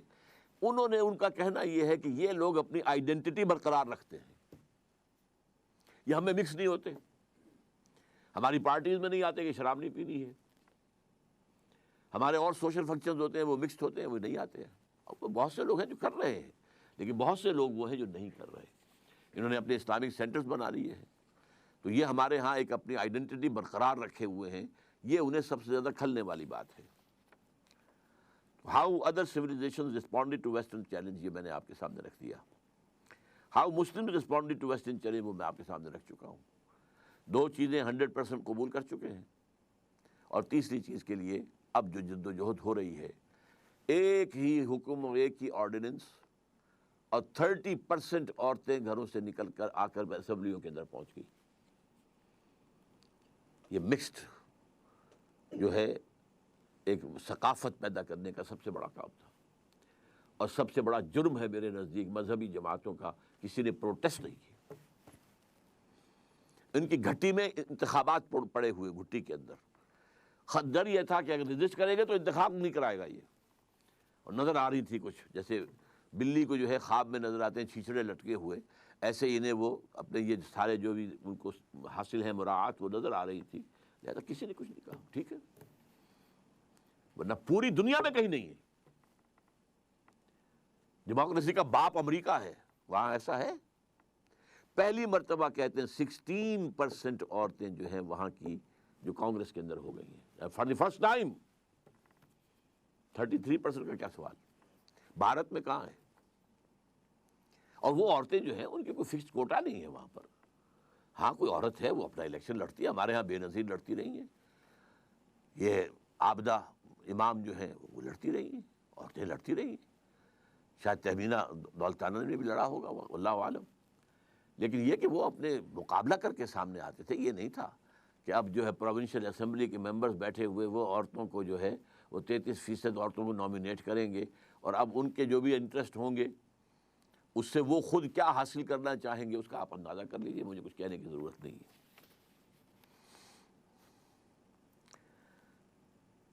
Why have Muslims failed in their response to the West? ہماری فیلیور کا سب سے بڑا سبب یہ ہے، میں ایک تو بیان کروں گا وہ اسپینگلر کا پوائنٹ آف ویو. تہذیبیں اور قومیں اٹھتی ہیں، اپنے عروج کو پہنچتی ہیں، پھر گرتی ہیں، پھر ختم ہو جاتی ہیں. 12 تہذیبیں ٹوائنبی کے نزدیک ختم ہو چکی ہیں. ہمارا بھی معاملہ یہ تھا کہ ہمارا ایک اوپر کی جو موومنٹ تھی، اپر موومنٹ، وہ عربوں کی زیر قیادت تھی. عرب قوم، nascent potential from the desert area, فطرت کے مقاصد کی کرتا ہے نگہبانی، یا بندہ صحرائی یا مرد کوہستانی، بندہ صحرائی. اس کے بعد کیا ہوا؟ اسلام تو خلافت راشدہ کے بعد سے ڈکلائن شروع ہو گیا، اب ملوکیت آ گئی، وہ اسلام کا نظام شورائی جو ہے حکومت کی سطح پر ختم ہو گیا. لیکن عرب بڑھتے گئے بڑھتے گئے بڑھتے گئے بڑھتے گئے، پھر بوڑھے ہو گئے، پھر مر گئے. ان کی موت کے لیے 2 چیزیں ذہن میں رکھیے. پہلے کروسیڈرز نے آ کر ان کی جو ہے پٹائی کی، لاکھوں کو قتل کیا ہے. یہ جب 1099 میں یروشلم فتح کیا ہے کروسیڈرز نے، تو جتنا قتل عام ہوا ہے کہ گھوڑوں کے گھٹنوں تک خون کی ندیاں بہہ رہی تھیں یروشلم کی گلیوں کے اندر. اور یہ لکھنے والے ویسٹرن جو ہیں آتھرز ہیں، انہوں نے شرم کے ساتھ سر جیسے معلوم ہوتا ہے کہ نیچے کیا ہوا ہے، اور شرما کر بات لکھ رہے ہیں، حقیقت کو لکھا ضرور ہے انہوں نے. اور اس کے بعد تاتاریوں کے ہاتھوں آئے اور کروڑوں مسلمان قتل ہوئے. Not lakhs, note it, literally کروڑوں. پوری خارزم شاہ کی حکومت عظیم ترین، دی گریٹر خراسان، دی خراسان بزرگ، دی گریٹر خراسان، ختم. ایسا بھی کیا ہے کہ ایک شہر کی ساری آبادی کو قتل کیا اور ان کے دھڑ تو پھینک دیے، صرف سر جو ہے سرے ایک جگہ جمع کیے، ایک پہاڑی کی شکل دی ان کو، اس کے اوپر تخت جمایا گیا اور کسی تاتاری وحشی سردار نے اس تخت پہ بیٹھ کے شراب پی. This happened in the 13th century of Christian era. 1258 میں فال آف بغداد کے ساتھ عرب قوم کی موت واقع ہو گئی. قومیں رہتی ہیں، اس کے بعد ان کے لیے قیادت نہیں تھی. اس کے بعد سے مسلم ورلڈ کی، مسلم امہ کی قیادت عربوں کے ہاتھ میں نہیں ہے. ہاں اللہ کی طرف سے یہ معجزہ ہو گیا، جنہوں نے کروڑوں مسلمانوں کو قتل کیا تھا وہ خود اسلام لے آئے. ہے آیا فتنہ تاتار کے افسانے سے، پاسباں مل گئے کعبے کو صنم خانے سے. اس کے بعد 4 عظیم ترین مملکتیں جو بنی ہیں انڈیا میں، کون تھے یہ؟ خاص طور پر مغل، ترکان تیموری، یہ ترک تھے. ایران میں ترکان صفوی، دی صفوید ٹرکس، پھر دی سلجوق ٹرکس مڈل ایسٹ کے اندر سلجوقی، اور اناطولیہ سے جو ایشیا مائنر سے شروع ہو کر جو نکلے ہیں پھر آٹومان ٹرکس. تو آپ کو معلوم ہے کہ یورپ کا مشرقی حصہ پورا فتح کیا. ویانا کی سیج تک گئے ہیں، وہاں سے واپسی شروع ہوئی ہے. جیسے حضور کے زمانے میں ٹورز تک پہنچ گئے تھے، تقریباً 200 میل رہ گیا تھا پیرس حضور کے بعد صلی اللہ علیہ وسلم. حضور کا انتقال تو 632 میں ہو گیا ہے، اس کے بعد جو ہے 732 میں وہ شکست ہوئی ہے وہاں پر. اسی طرح ویانا کا جب اٹھانا پڑا ہے محاصرہ تو وہاں سے بیکورڈ موومنٹ شروع ہوئی ہے. لیکن یہ کہ یورپ کا بہت بڑا حصہ جو ہے ترکوں کے زیر نگی رہا ہے. 400 برس تک خلافت بھی ان کے پاس رہی. پھر ڈاؤن فال آ گیا. اب ہم اس دوسرے ڈاؤن فال کے لوئسٹ ایب پر کھڑے ہوئے ہیں، اور یہ لوئسٹ ایب شروع ہوا ہے 1924 سے. 1924 میں خلافت ختم، صرف ایک سمبل تھا، a symbol of Muslim unity, ختم. اور سن 14 سے 18 تک کی جو جنگ تھی اس کے نتیجے میں great Ottoman empire just vanished from the surface of the earth, اور at least I can say from the map of the world. زمین تو ختم نہیں ہوا کرتی نا، لیکن یہ کہ بھارت ایٹومان امپائر کہاں تھی یہ آج کوئی بھی نہیں بتا سکتا. کہاں بتائیے ذرا نقشے کے اندر کہاں تھی؟ ختم. حصے بکھرے ہو گئے عالم اسلام کے.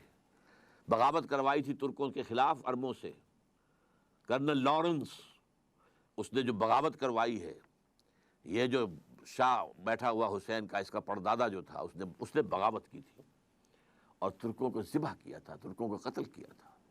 حرم شریف میں قتل کیا ہے ترکوں کو، اس لیے کہ قلعہ موجود تھا. جو لوگ، اب تو وہ ختم ہو گیا قلعہ، جو لوگ کچھ عرصے پہلے گئے ہیں وہاں پر تو پہاڑی جو ہے باب عبدالعزیز کے سامنے وہاں پہاڑی نظر آتی ہے، اور پہاڑی کے اوپر ترکوں کا قلعہ ابھی تک موجود تھا. وہ وہاں موجود تھے، توپیں موجود تھیں، وہ توپیں چلا سکتے تھے، لیکن انہوں نے خانہ کعبہ کو نقصان پہنچانا گوارا نہیں کیا. ان کی نگاہوں کے سامنے ترک جو ہے فوجی وہاں پر ذبح کیے جاتے تھے. اور وعدہ کیا تھا؟ ہم تمہیں آزادی دیں گے. ترکوں کے غلام کیوں ہو گئے ہو؟ آزادی کیا دی؟ سب حصے بکھرے کر لیے. عراق انگریزوں کے پاس رہے گا، مصر انگریزوں کے پاس رہے گا، شام فرانسیسیوں کے پاس رہے گا، فلسطین کا بھی مینڈیٹ انگریزوں کے پاس رہے گا، لیبیا اطالویوں کے پاس رہے گا، الجزائر فرانس کے پاس رہے گا، وغیرہ وغیرہ، موریٹانیہ اسپین کے پاس رہے گا، وغیرہ وغیرہ. تو یہ لوئسٹ ایب تھا.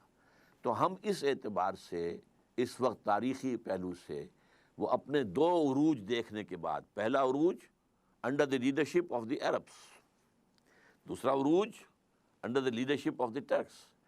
اب یہ دونوں نیچے زمین پر پڑے ہوئے ہیں. ایک تو یہ ہے جو حقیقت ہے جس کو سمجھنا چاہیے، اور دوسرے یہ کہ ہمارا اصل سبب کیا ہے. اسے میں کہوں گا ایمان کی کمزوری. مغرب کا فلسفہ جب ہمارے سر پر آ کر سوار ہو گیا تو اس سے ہمارے ایمان کی جڑیں کھد گئیں. مسلمان تو ہم رہ گئے، مومن نہیں رہے.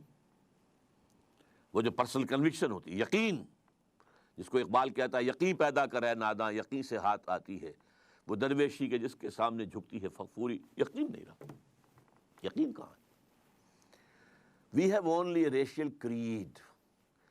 یہ ہمارا ایک نسلی عقیدہ ہے جو والدین سے ہمیں منتقل ہو گیا ہے. We are Muslims only because we were born of Muslim parents, that's all. Do we really believe in Allah? Do we really believe He is all powerful? Do we really believe He is present everywhere? Do we really believe in the life hereafter? That it is the real life and it is the eternal life. Do we believe? جانبداری نہ کیجیے، اپنے گریبانوں میں جھانکیے. اور یہ تو آپ لوگ وہ ہیں جن کا ایک دینی ذوق ہے، مزاج ہے، آپ سوچ رکھتے ہیں، آپ چل کر آئے ہیں یہاں.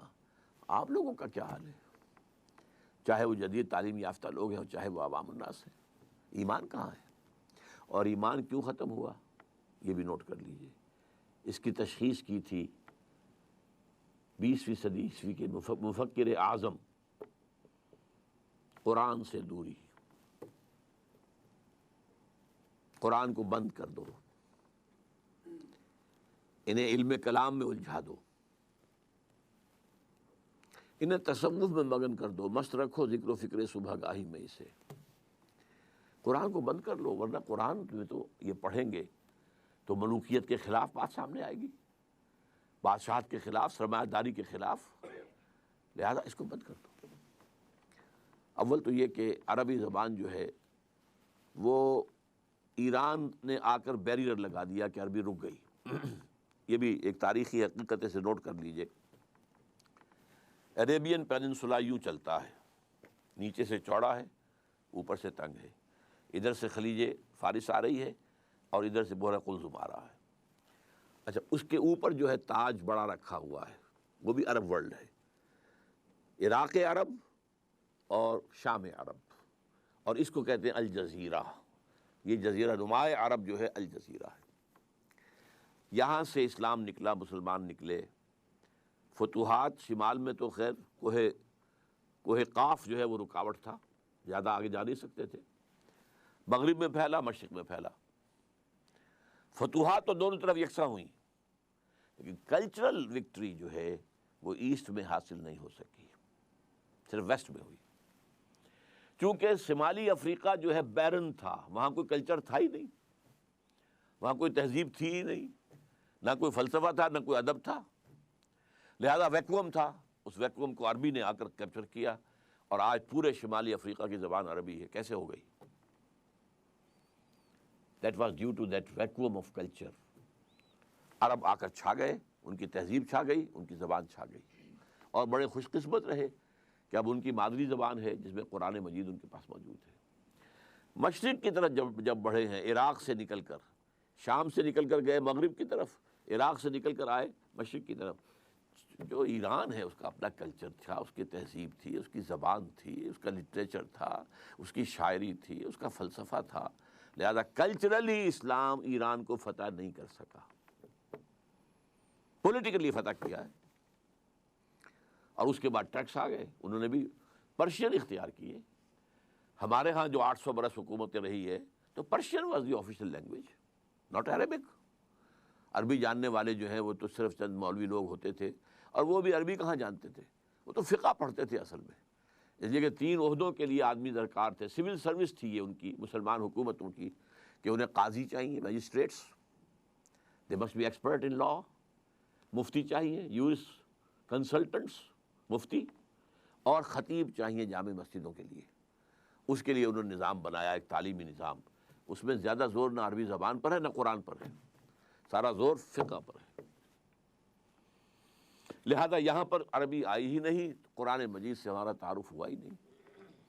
یہ تو آج سے تقریباً سمجھیے کہ 300 برس پہلے شاہ ولی اللہ دہلوی رحمۃ اللہ علیہ نے قرآن کو کھولا ہے، فارسی میں ترجمہ کیا ہے، حالانکہ ان کے خلاف بغاوت ہو گئی تھی اور مولویوں نے فساد کھڑا کر دیا تھا، انہیں جرم کیا ہے، ترجمہ کیا ہے، قرآن کا ترجمہ کیا فارسی میں۔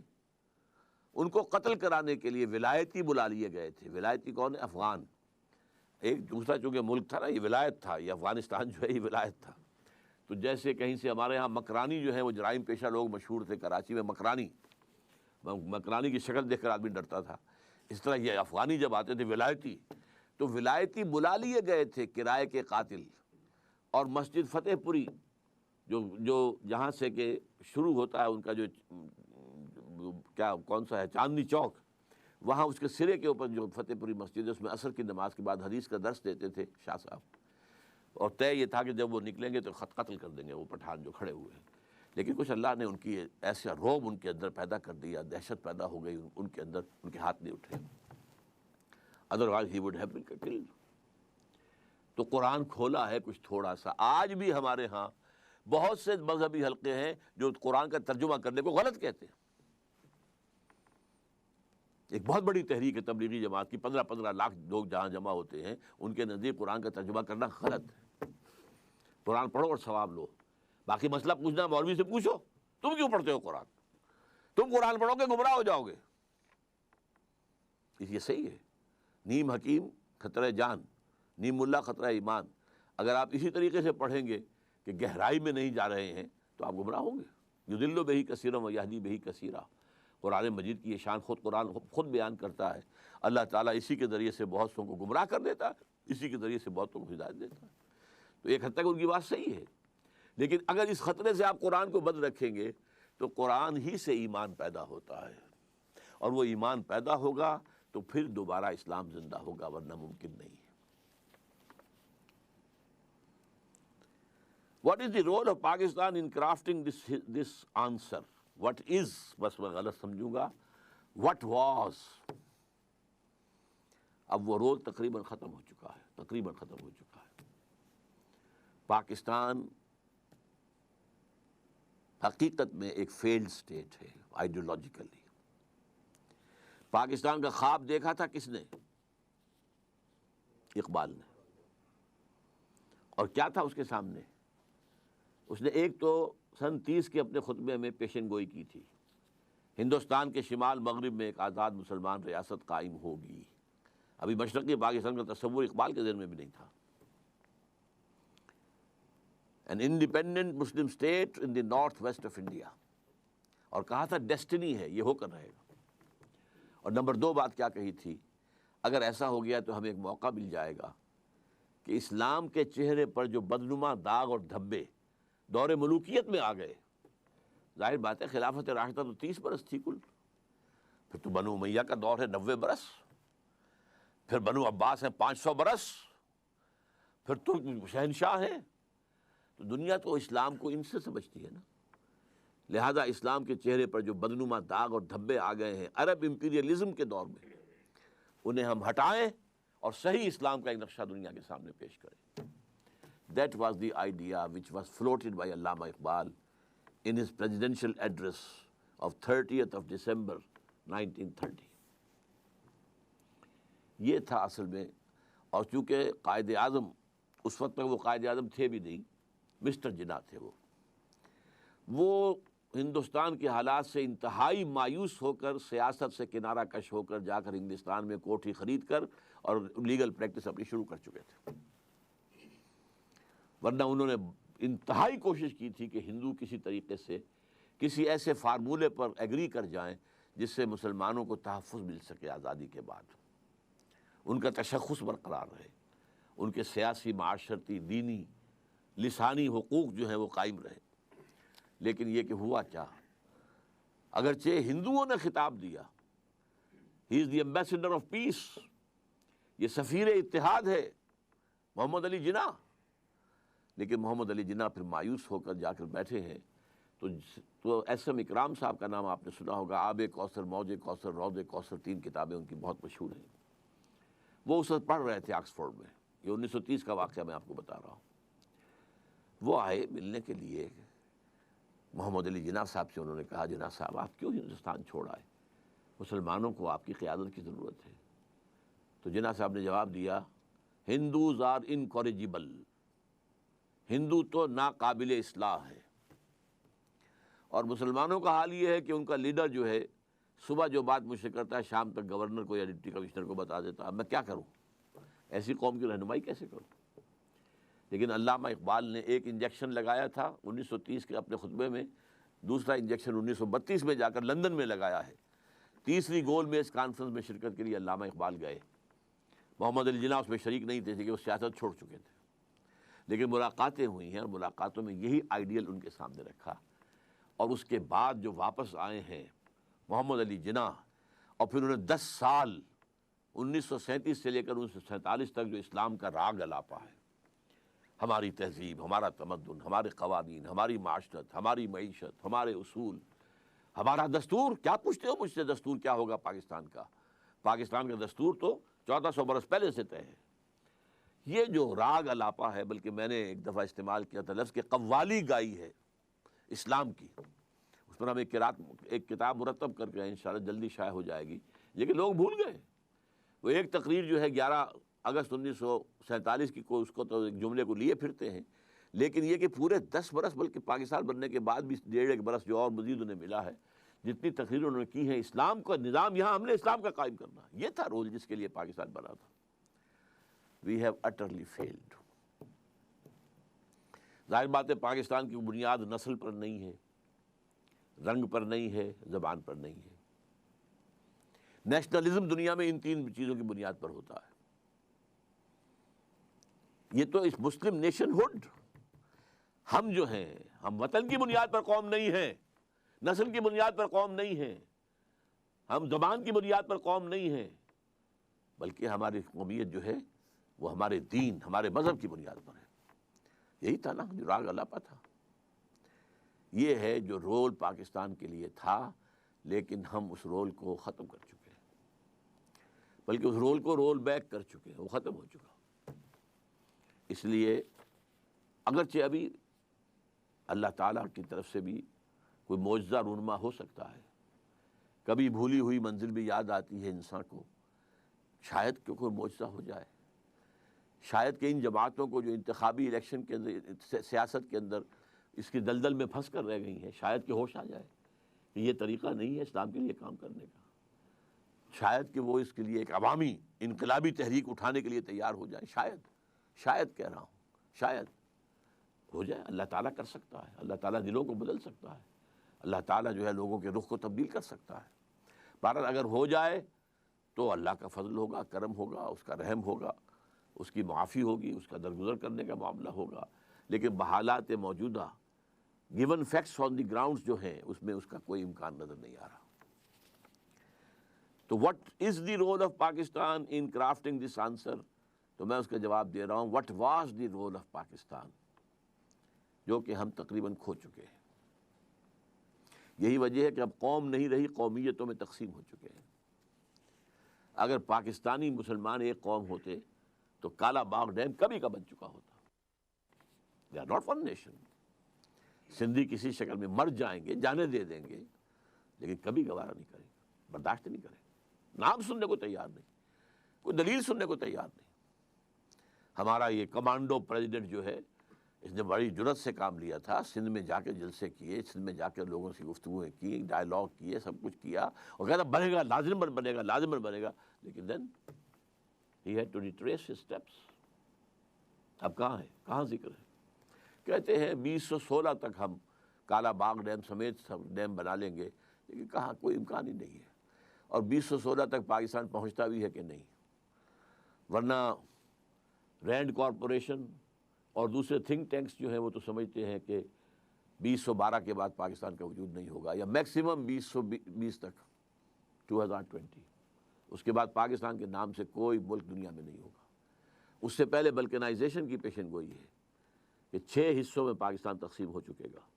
بلکنائزیشن، صرف تھوڑا سا پنجاب اور تھوڑا سا سندھ رہ جائے گا پاکستان، باقی بلوچستان آزاد ہوگا، پختون علاقہ سارا کا سارا، اب تو نقشہ انہوں نے بھیج دیا ہے، آپ نے پڑھا ہی ہوگا اخبارات کے اندر، جو ڈیفنس ڈپارٹمنٹ نے جو اب مڈل ایسٹ کا نیا نقشہ جو ان کے پیش نظر ہے، وہ یہ بات اپنی جگہ پر ہے، یہ ان کے پیش نظر ہے۔ اللہ کے پیش نظر کیا ہے یہ وہ جانتا ہے، ہوگا کیا یہ اللہ کو معلوم ہے، لیکن ان کا جو نقشہ ہے وہ تو یہ ہے۔ پاکستان کی پختون بیلٹ سارا NWFP، اور بلوچستان کے اندر بھی پختون حصہ جو ہے یہ افغانستان کو دے دیا جائے گا۔ آزاد کشمیر اور شمالی علاقہ جات لے کر انہیں جمع کر کے اور انڈین کشمیر کے ساتھ ملا کر یہ ایک آزاد کشمیر ہوگا، انڈیپینڈنٹ گریٹر کشمیر۔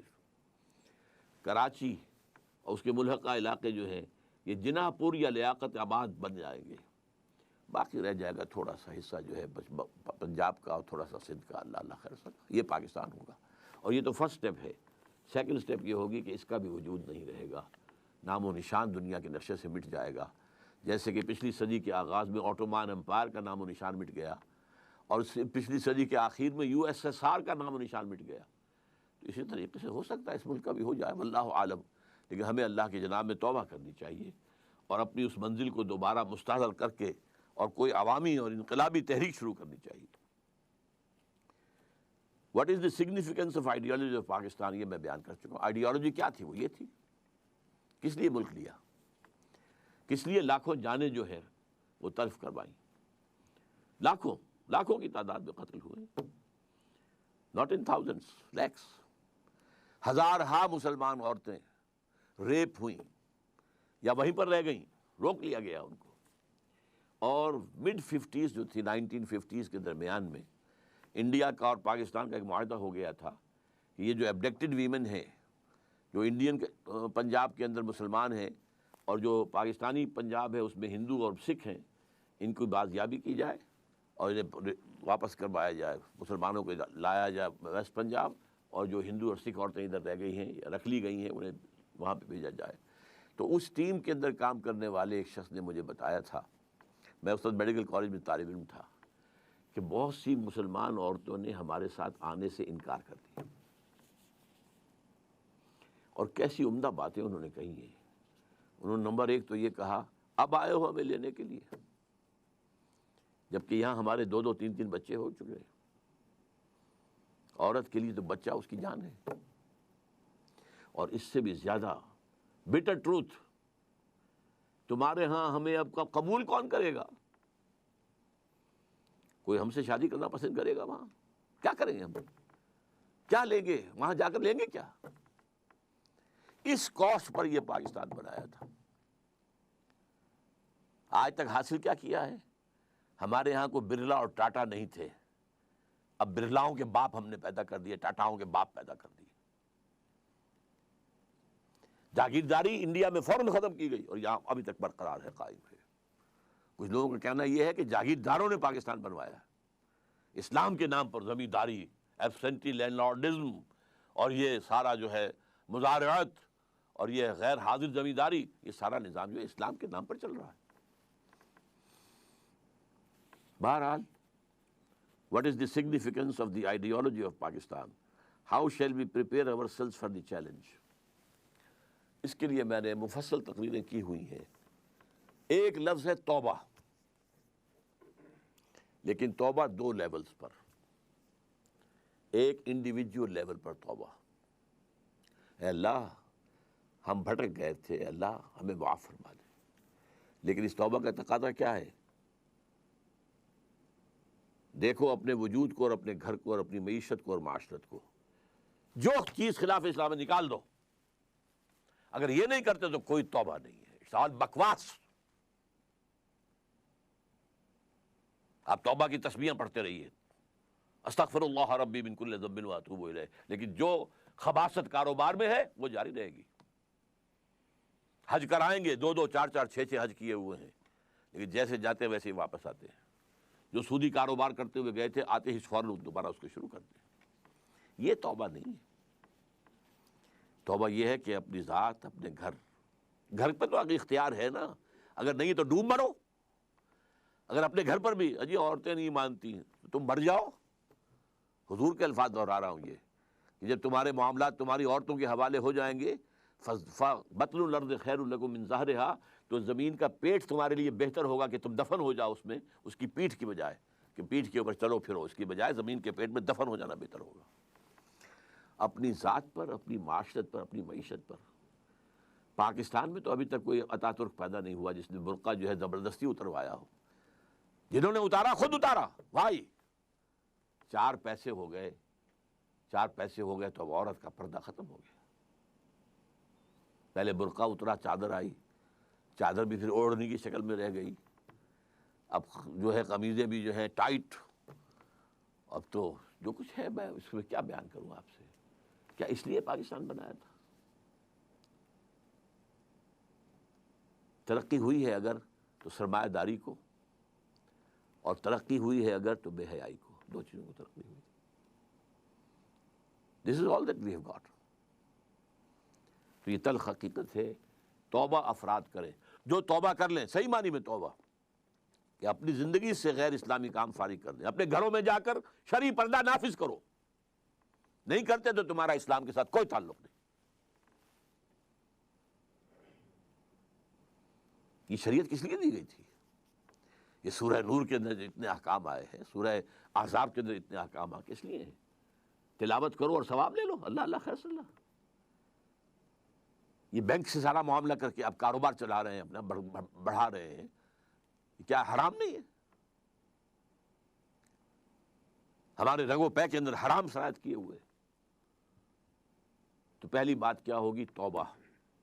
لیکن توبہ اس عمل کے ساتھ توبہ، اور پھر باہم جڑ جائیں کسی ایک شخص سے بیعت کریں جس پر اعتماد ہو، جس کے اخلاق پر، جس کے کردار پر، جس کی سیرت پر، جس کی دیانت پر، جس کی سنسیریٹی پر اعتماد ہو، بیعت کریں، جو تم حکم دو گے کریں گے۔ ہاں، شریعت کے خلاف کوئی حکم دو گے تو نہیں مانیں گے۔ Within the parameters of the Sharia جو بھی آپ حکم دیں گے ہم کام کریں گے، مشورے دیں گے ہم، لیکن مشورہ رہے گا۔ یہ نہیں ہے کہ ہم کہیں کہ صاحب ہماری گنتی زیادہ ہے، ہماری بات چلے گی، آپ کون ہوتے ہیں امیر صاحب، آپ گھر بیٹھے۔ نہیں، یہ مغربی جمہوریت ہے، یہ اسلامی جمہوریت نہیں ہے۔ یہ تو ہے عوام کے کرنے کا کام کہ ایک انقلابی جد و جہد کے لیے انقلابی جماعت بنائیں۔ ہم نے اللہ کے فضل سے بنائی ہے، نیو رکھتی ہے، بنیادیں ہیں، اب کچھ تھوڑی تھوڑی تعمیر بھی اوپر ہو رہی ہے، لیکن یہ کہ اب آپ کے سامنے یہ بات پہلی مرتبہ رکھ رہا ہوں، تو آپ اگر چاہیں تو تنظیم اسلامی کے بارے میں لٹریچر جو ہے وہ حاصل کیجئے، پڑھیے، اس کے لوگوں کے ساتھ ملیے، اس کے قریب جائیے، ان کے قائدین کے قریب جائیے، دیکھیے کہ سنسیریٹی کی خوشبو آتی ہے کہ نہیں آتی۔ اور دوسری توبہ حکومت کی سطح پر، وہ توبہ کیا؟ پاکستان کا دستور منافقت کا پلندہ ہے، اس میں سے منافقت نکال کر باہر کر دیں۔ منافق کون ہوتا ہے؟ For all legal purposes he is a Muslim, but in reality he is kafir۔ all legal constitutional تقاضے اسلام کے ہمارے دستور میں پورے ہیں۔ محض ایک قرارداد مقاصد کے ساتھ بھی اگر یہ لکھ دیا جائے کہ this will take precedence over the whole of the constitution، تقاضا پورا ہو جائے۔ اس کے بعد یہ ہے کہ دفعہ 27 ہے، no legislation will be made repugnant to the Quran and the Sunnah، لیکن اس کو ٹائی اپ کر دیا گیا ہے جو council of Islamic ideology CII، اس کے ساتھ ideology, council of Islamic ideology, کہ یہ اب دیکھتے رہیں گے، یہ مشورہ دیتے رہیں گے، اس سے آگے دستور کچھ نہیں کہتا کہ ان کے مشوروں کا کیا ہوگا، وہ کہیں پارلیمنٹ میں پیش ہوں گے بھی کہ نہیں ہوں گے۔ چنانچہ ان کے اوپر اربوں روپیہ خرچ ہوا ہے، بڑی بڑی تنخواہیں ہوتی ہیں جو بیٹھے ہوئے ہیں CII کے اندر، اور اس کے ان کے جو DA ہوتے ہیں، ان کو بڑے 5 اسٹار ہوٹلز میں وہ ٹھہرتے ہیں، ان کی جو رپورٹیں آتی ہیں، سفارشات آتی ہیں، وہ جا کر الماریوں میں ڈمپ ہو جاتی ہیں۔ کوئی اس کو آج تک کوئی جو ہے سفارش ان کی اسمبلی میں پیش تک نہیں ہوئی۔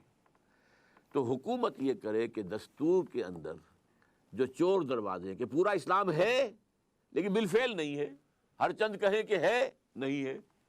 یہ جو ہے غالب کا شعر ہے وحدت الوجود کے موضوع پر، کہ ہستی کے بد فریب میں آ جائیو اسد عالم تمام حلقہ دام خیال ہے، اور اسی میں ایک دوسرا شعر ہے ہر چند کہیں کہ ہے نہیں ہے۔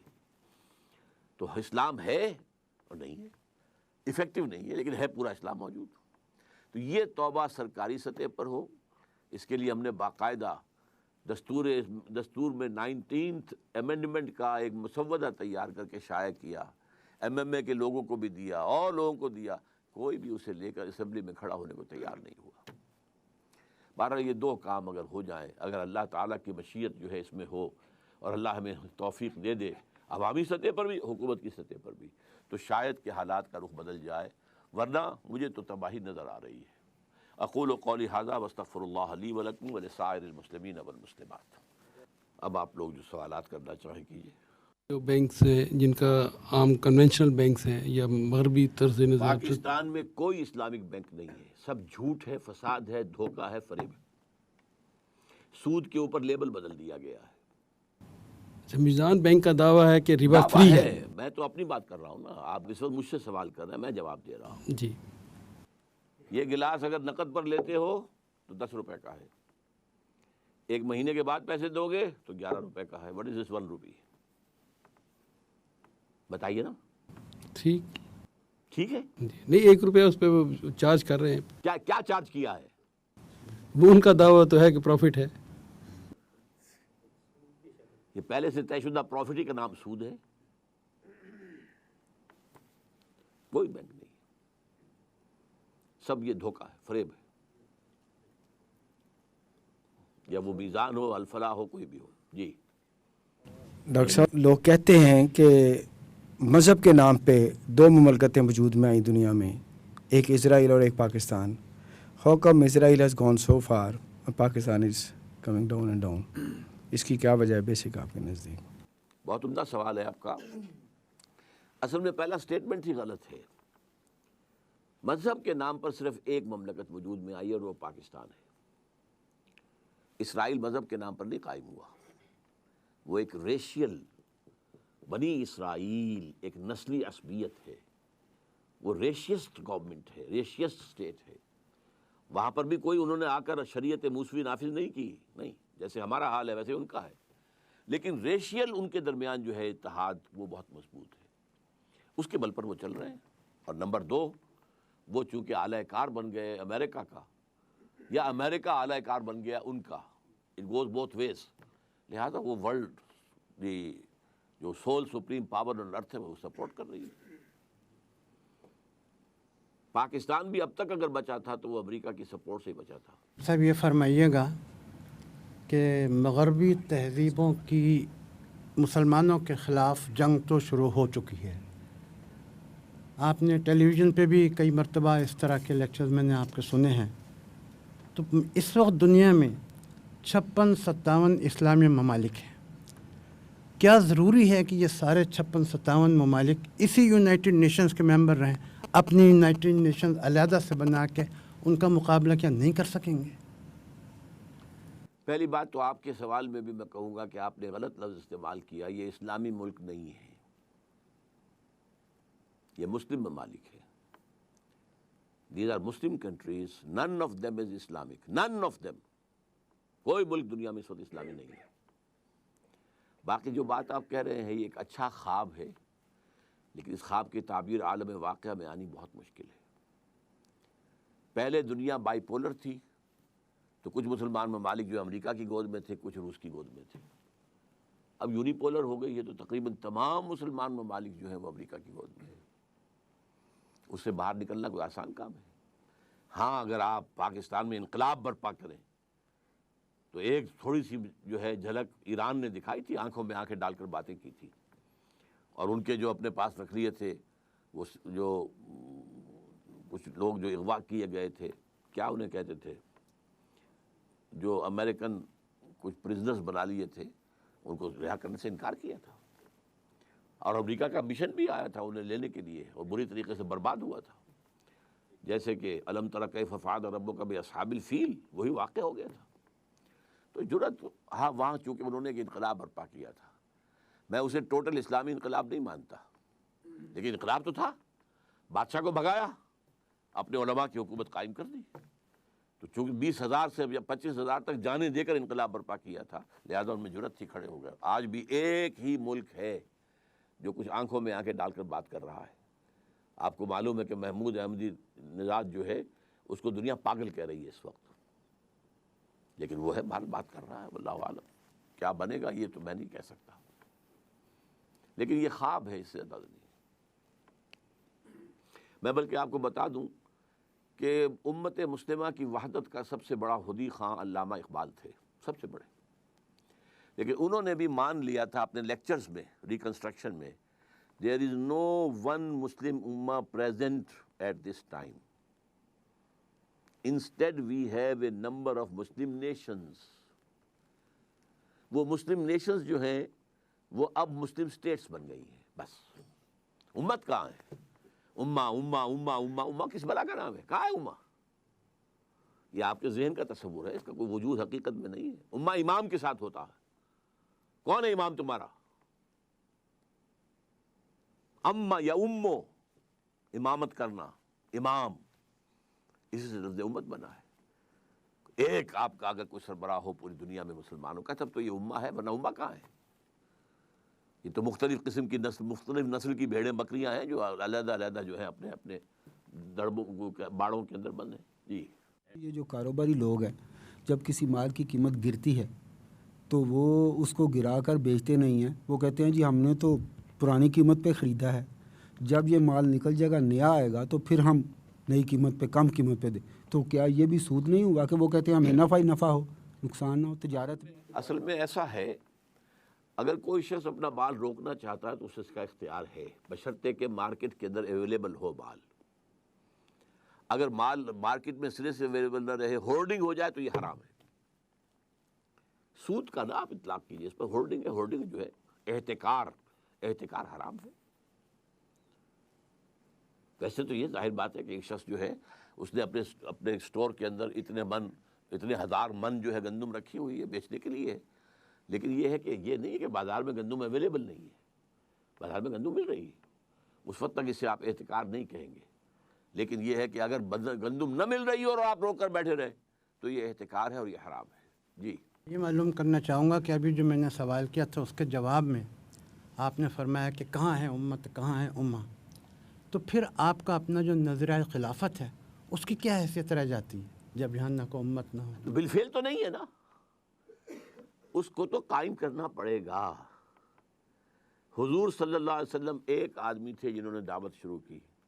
He was all alone. کوئی امت تو نہیں تھی. He created an ummah جو ایک جماعت کی شکل میں تھی پہلے. حزب اللہ، اولئک حزب اللہ، الا ان حزب اللہ هم المفلحون فإن حزب اللہ هم الغالبون. اس حزب اللہ نے قربانیاں دیں، جانیں دیں، گھر بار چھوڑے، سب کچھ کیا، تکلیفیں سہیں، اور اس کے بعد اللہ تعالیٰ نے انہیں فتح دی، انقلاب برپا ہو گیا. پھر وہ امت پھیل گئی تو امت بن گئی. ورنہ آج کہاں ہے؟ آج تو امت نہیں ہے. آج آپ کو ریکنسٹرکٹ کرنی ہوگی امت. پھر اسی طرز پر دعوت، اسی انقلاب کی دعوت، اسی ایمان کی دعوت، اسی بنیاد پر جماعت، بیعت کی بنیاد پر، اور پھر یہ کہ وہ جد و جہد کر کے، قربانیاں دے کر، جانیں دے کر انقلاب برپا کر. تو that will be the beginning of a new Muslim ummah. نہیں پھر 56-57 خلیفے ہوں گے کیا ہوگا؟ اصل میں آپ ڈسکشن شروع کر رہے ہیں، یہاں تو سوال کرنے کا موقع ہے. 56-57 نہیں ہوں گے. اگر کسی ایک جگہ پر بھی وہ قائم ہو گیا، فرض کیجئے اللہ تعالیٰ ہمیں توفیق دے دے، تو خود بخود دوسرے لوگ جو ہے اس کو قبول کریں گے، مرج کریں گے. یہ اگر ایک جگہ بھی ہو جائے، صحیح اسلامی نظام ہو، وہ دھوکہ نہ ہو. یہ نہ ہو ضیاء الحق والی زکوٰۃ کہ سود میں سے کچھ فیصد کاٹ لیا، زکوٰۃ کا نام رکھ دیا اس کا. یہ زکوٰۃ نہ ہو. یہ شریعت کورٹ نہ ہو جس کے اوپر 2 ہتکڑیاں بھی ہیں، 2 بیڑیاں بھی پڑی ہوئی ہیں. یہ نہ ہو. اگر وہ توبہ حکومت کی سطح پر بھی ہو گئی ہے، عوامی سطح پر بھی، اور پھر انقلاب برپا ہوگا، تو یہ ایک تو لائٹ ہاؤس ہوگا. یہ الفاظ قائد اعظم نے استعمال کیے تھے. ہم چاہتے ہیں کہ عہد حاضر میں اسلام کے اصول حریت و اخوت و مساوات کا ایک نمونہ دنیا کے سامنے پیش کریں، تاکہ یہ عالم انسانی کے لیے، نوع انسانی کے لیے لائٹ ہاؤس بن جائے. جی. اور کسی بھی برائی کا ساتھ دینے والا وہ بھی اسی میں شامل ہوتا ہے، چاہے وہ اس برائی میں خود شامل نہ ہو. جس طرح بینک ہیں، اب اس میں ہم لوگ اپنے پیسے جمع کراتے ہیں، لیکن وہ تو اس پیسے سے بھی سودی کاروبار کرتے ہیں. کیا ہمارا ان بینکوں میں پیسہ رکھنا جائز ہے؟ میرے نزدیک بینک میں پیسہ رکھنا ایک تو ہو سکتا ہے کہ آپ نے وہ سیونگ بینک کا اکاؤنٹ رکھا ہو، سود لے رہے ہو تو حرام. اگر آپ نے فکس ڈپازٹ کیا ہے اس کے اوپر سود لے رہے ہیں تو حرام. البتہ یہ کہ اگر آپ کرنٹ اکاؤنٹ رکھیں تو میں اسے حرام نہیں کہوں گا، اگرچہ مناسب یہ بھی نہیں ہے، کیونکہ آپ نے جو بات کہی صحیح ہے کہ یو آر سپورٹنگ دیم. لیکن اب کیا کریں؟ ویسے بھی ٹرانزیکشن کے لیے بھی، کاروبار کے اندر پیسہ یہاں سے وہاں بھیجنا ہے، کیا کریں، کس طرح کریں؟ سروسز ہیں بینک کی، وہ جائز ہیں، وہ حرام نہیں ہے. اگر آپ ٹی ٹی بھیجتے ہیں اور اس کے اوپر وہ کچھ پیسے جو ہیں اپنا کمیشن دیتے ہیں، جائز ہے. تو سروسز جائز ہیں. اگر وہ انہوں نے کوئی جو ہے وہ بنا دیے ہیں جو اسٹرانگ باکسز ہوتے ہیں، اور ان کے اندر آپ نے اپنے کچھ ویلیویبل لا کے رکھ دیے ہیں، تو جائز، آپ کرایہ دیں گے اس کا. تو اسی طریقے سے معاملہ، لیکن یہ کہ مناسب نہیں ہے. مناسب یہ ہے کہ آپ نہ رکھیں کچھ بھی وہاں پر. اگر آپ کے پاس کچھ ہے ہی تو بہتر ہے کہ اسے ریئل پراپرٹی کے اندر، ریئل اسٹیٹ کے اندر انویسٹ کریں، کسی اور طرح پہ رکھیں، سونا لے کر رکھ لیں، لیکن تحت الامکان کوشش کریں کہ بینک میں نہ رکھیں. آپ نے کہا کہ یہ سودی نظام ہے سارا بینک کا، تو جو لوگ بینک میں کام کرتے ہیں as a soft where engineer یا ایز اے کمپیوٹر آپریٹر، جن کا اس لین دین سے کوئی تعلق نہیں ہے، ان کو جو ملے گی سیلری، کیا وہ بھی حرام کی اس میں آئے گی؟ کہ میں یہاں فتویٰ دینے کے لیے نہیں بیٹھا ہوں. مناسب ہے کہ بینک کی سروس نہ کی جائے، میں یہ مشورہ دے سکتا ہوں، کیونکہ بینک جو ہے وہ 100% سود کا معاملہ ہے. بیسک پروپوزیشن کیا ہے کہ کم شرح سود کے اوپر لوگوں سے ڈپازٹ لو اور زیادہ شرح سود کے اوپر لوگوں کو ڈپازٹ دو، تو اس کی آمد بھی اور اس کی رفت بھی دونوں سود پر ہیں.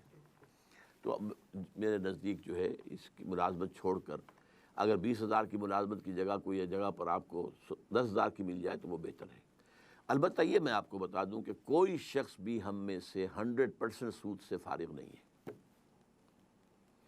ہماری فضا میں سود ہے، ہماری غذا میں سود ہے۔ جو گندم کا دانہ ہمارے اندر جاتا ہے اس کے اندر سود شامل ہے۔ اس کے لیے بیج خریدا گیا تھا سودی قرضے پر، اس کے لیے پیسٹی سائڈز خریدے گئے تھے سودی قرضے پر، اس کے لیے کھاد لی گئی تھی سودی قرضے پر، اس کے لیے اگر ٹریکٹر لیا گیا تھا سودی قرضے پر، ایک ایک دانے میں سود ہے۔ تو حضور نے فرمایا تھا کہ ایک زمانہ آئے گا کہ چاہے کوئی شخص سود کھائے نہ، لیکن سود اس کے اندر سود کا غبار یا دخان ضرور جائے گا۔ اگر ہوا میں ڈسٹ سسپینشن ہے تو آپ سانس لیں گے تو وہ ڈسٹ تو آپ کے اندر جائے گی۔ اگر اس کمرے میں خدا نہ خواستہ اس وقت کوئی ایسی شکل ہو جائے کہ دھواں بھر جائے تو سانس لینے کے لیے آپ کو جینے کے لیے سانس لینا ہے اور سانس کے ساتھ دھواں جائے گا۔ یہ دو ہی الفاظ حضور نے استعمال کیے، غبار اور دخان، یہ تو جائے گا، یہ تو ہر ایک کے اندر جا رہا ہے۔ لیکن جہاں ڈائریکٹ ٹرانزیکشن سود کی ہو رہی ہے اس سے تو بچے کم سے کم۔ ڈاکٹر صاحب، ہمیں پاکستان کی نظریاتی اور جغرافیائی سرحدوں کی حفاظت کے لیے مستقبل میں کیا شارٹ ٹرم اور لانگ ٹرم منصوبے بنانے ہوں گے کہ پاکستان کو بچایا جا سکے؟ جتنا کچھ میں بتا سکتا ہوں بتا چکا ہوں۔ اسے آپ شارٹ ٹرم کہیں لانگ ٹرم کہیں، پہلے خود توبہ کریں۔ اللہ کرے کہ پاکستان میں کروڑوں افراد توبہ کر لیں، اجتماعی توبہ، جیسے حضرت یونس علیہ السلام کی قوم نے اجتماعی توبہ کی تھی تو عذاب آیا ہوا ٹل گیا تھا۔ ایسی اگر کوئی اجتماعی توبہ ہو جائے، اور یہ اللہ تعالیٰ دلوں کو بدل سکتا ہے، اللہ کی قدرت سے بعید نہیں ہے، لیکن بظاہر ہمیں اس کے کوئی آثار نظر نہیں آ رہے۔ پہلے یہ توبہ، پھر دستوری اعتبار سے طے کر کے اور دستور کے تحت جو ہے اسلامی قوانین کی تنفیذ شروع ہو جائے۔ انشاءاللہ اس عمل کے شروع ہوتے ہی اللہ کی مدد شامل حال ہو جائے گی، پھر اسلام ہمیں جوڑ دے گا۔ ظاہر بات ہے کہ ایک سندھی کو پنجابی سے جوڑنے والی شے کیا ہے؟ ایک پٹھان کو سندھی سے جوڑنے والی کیا شے ہے؟ ایک بلوچ کو پنجابی سے جوڑنے والی کیا شے ہے؟ سوائے اسلام کے ہمارے پاس تو کوئی بنیاد نہیں ہے۔ تو پھر ہم یکجہتی بھی ہوگی، اتحاد بھی ہوگا، ایک عزم ہوگا، اعلیٰ عزم، اس سے جو ہے ایک انسان کے اندر جذبہ پیدا ہوتا ہے، پھر انسان محنت کرتا ہے، قربانی دیتا ہے۔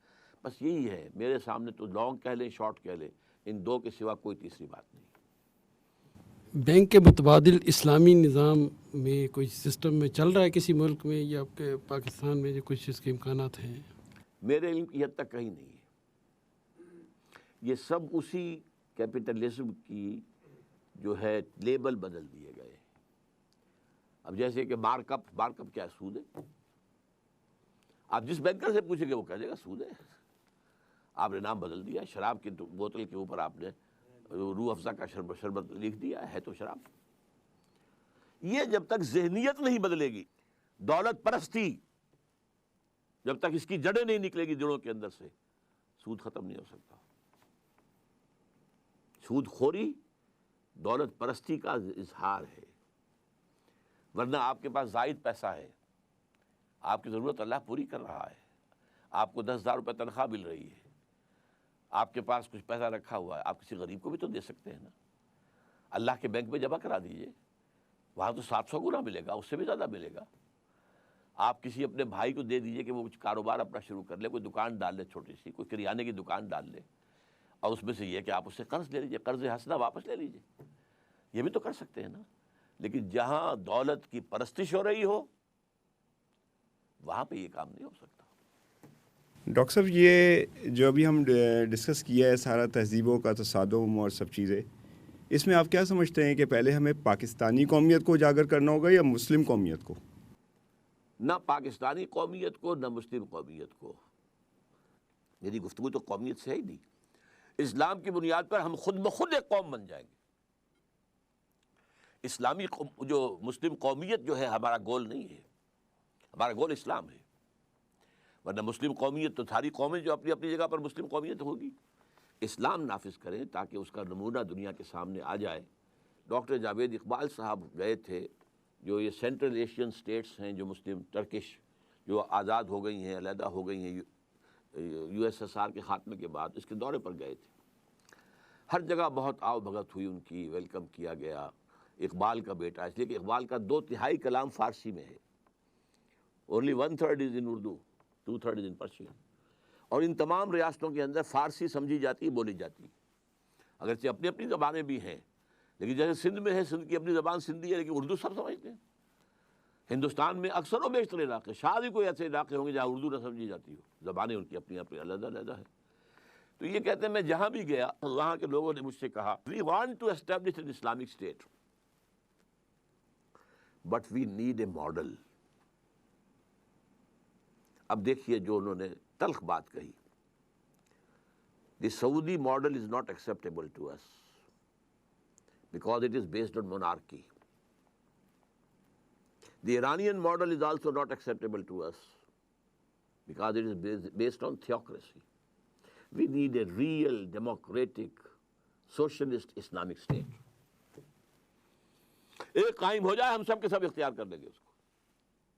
اس کے لیے پاکستان کا خواب دیکھا تھا اقبال نے 1930 میں. اس کے لیے قائد اعظم نے قوالی گائی تھی اسلام کی 1937 سے 1947 تک. کیا ہم نے کیا ہے وہ میں آپ کے سامنے رکھ چکا ہوں. بہت بہت شکریہ ڈاکٹر صاحب. السلام علیکم.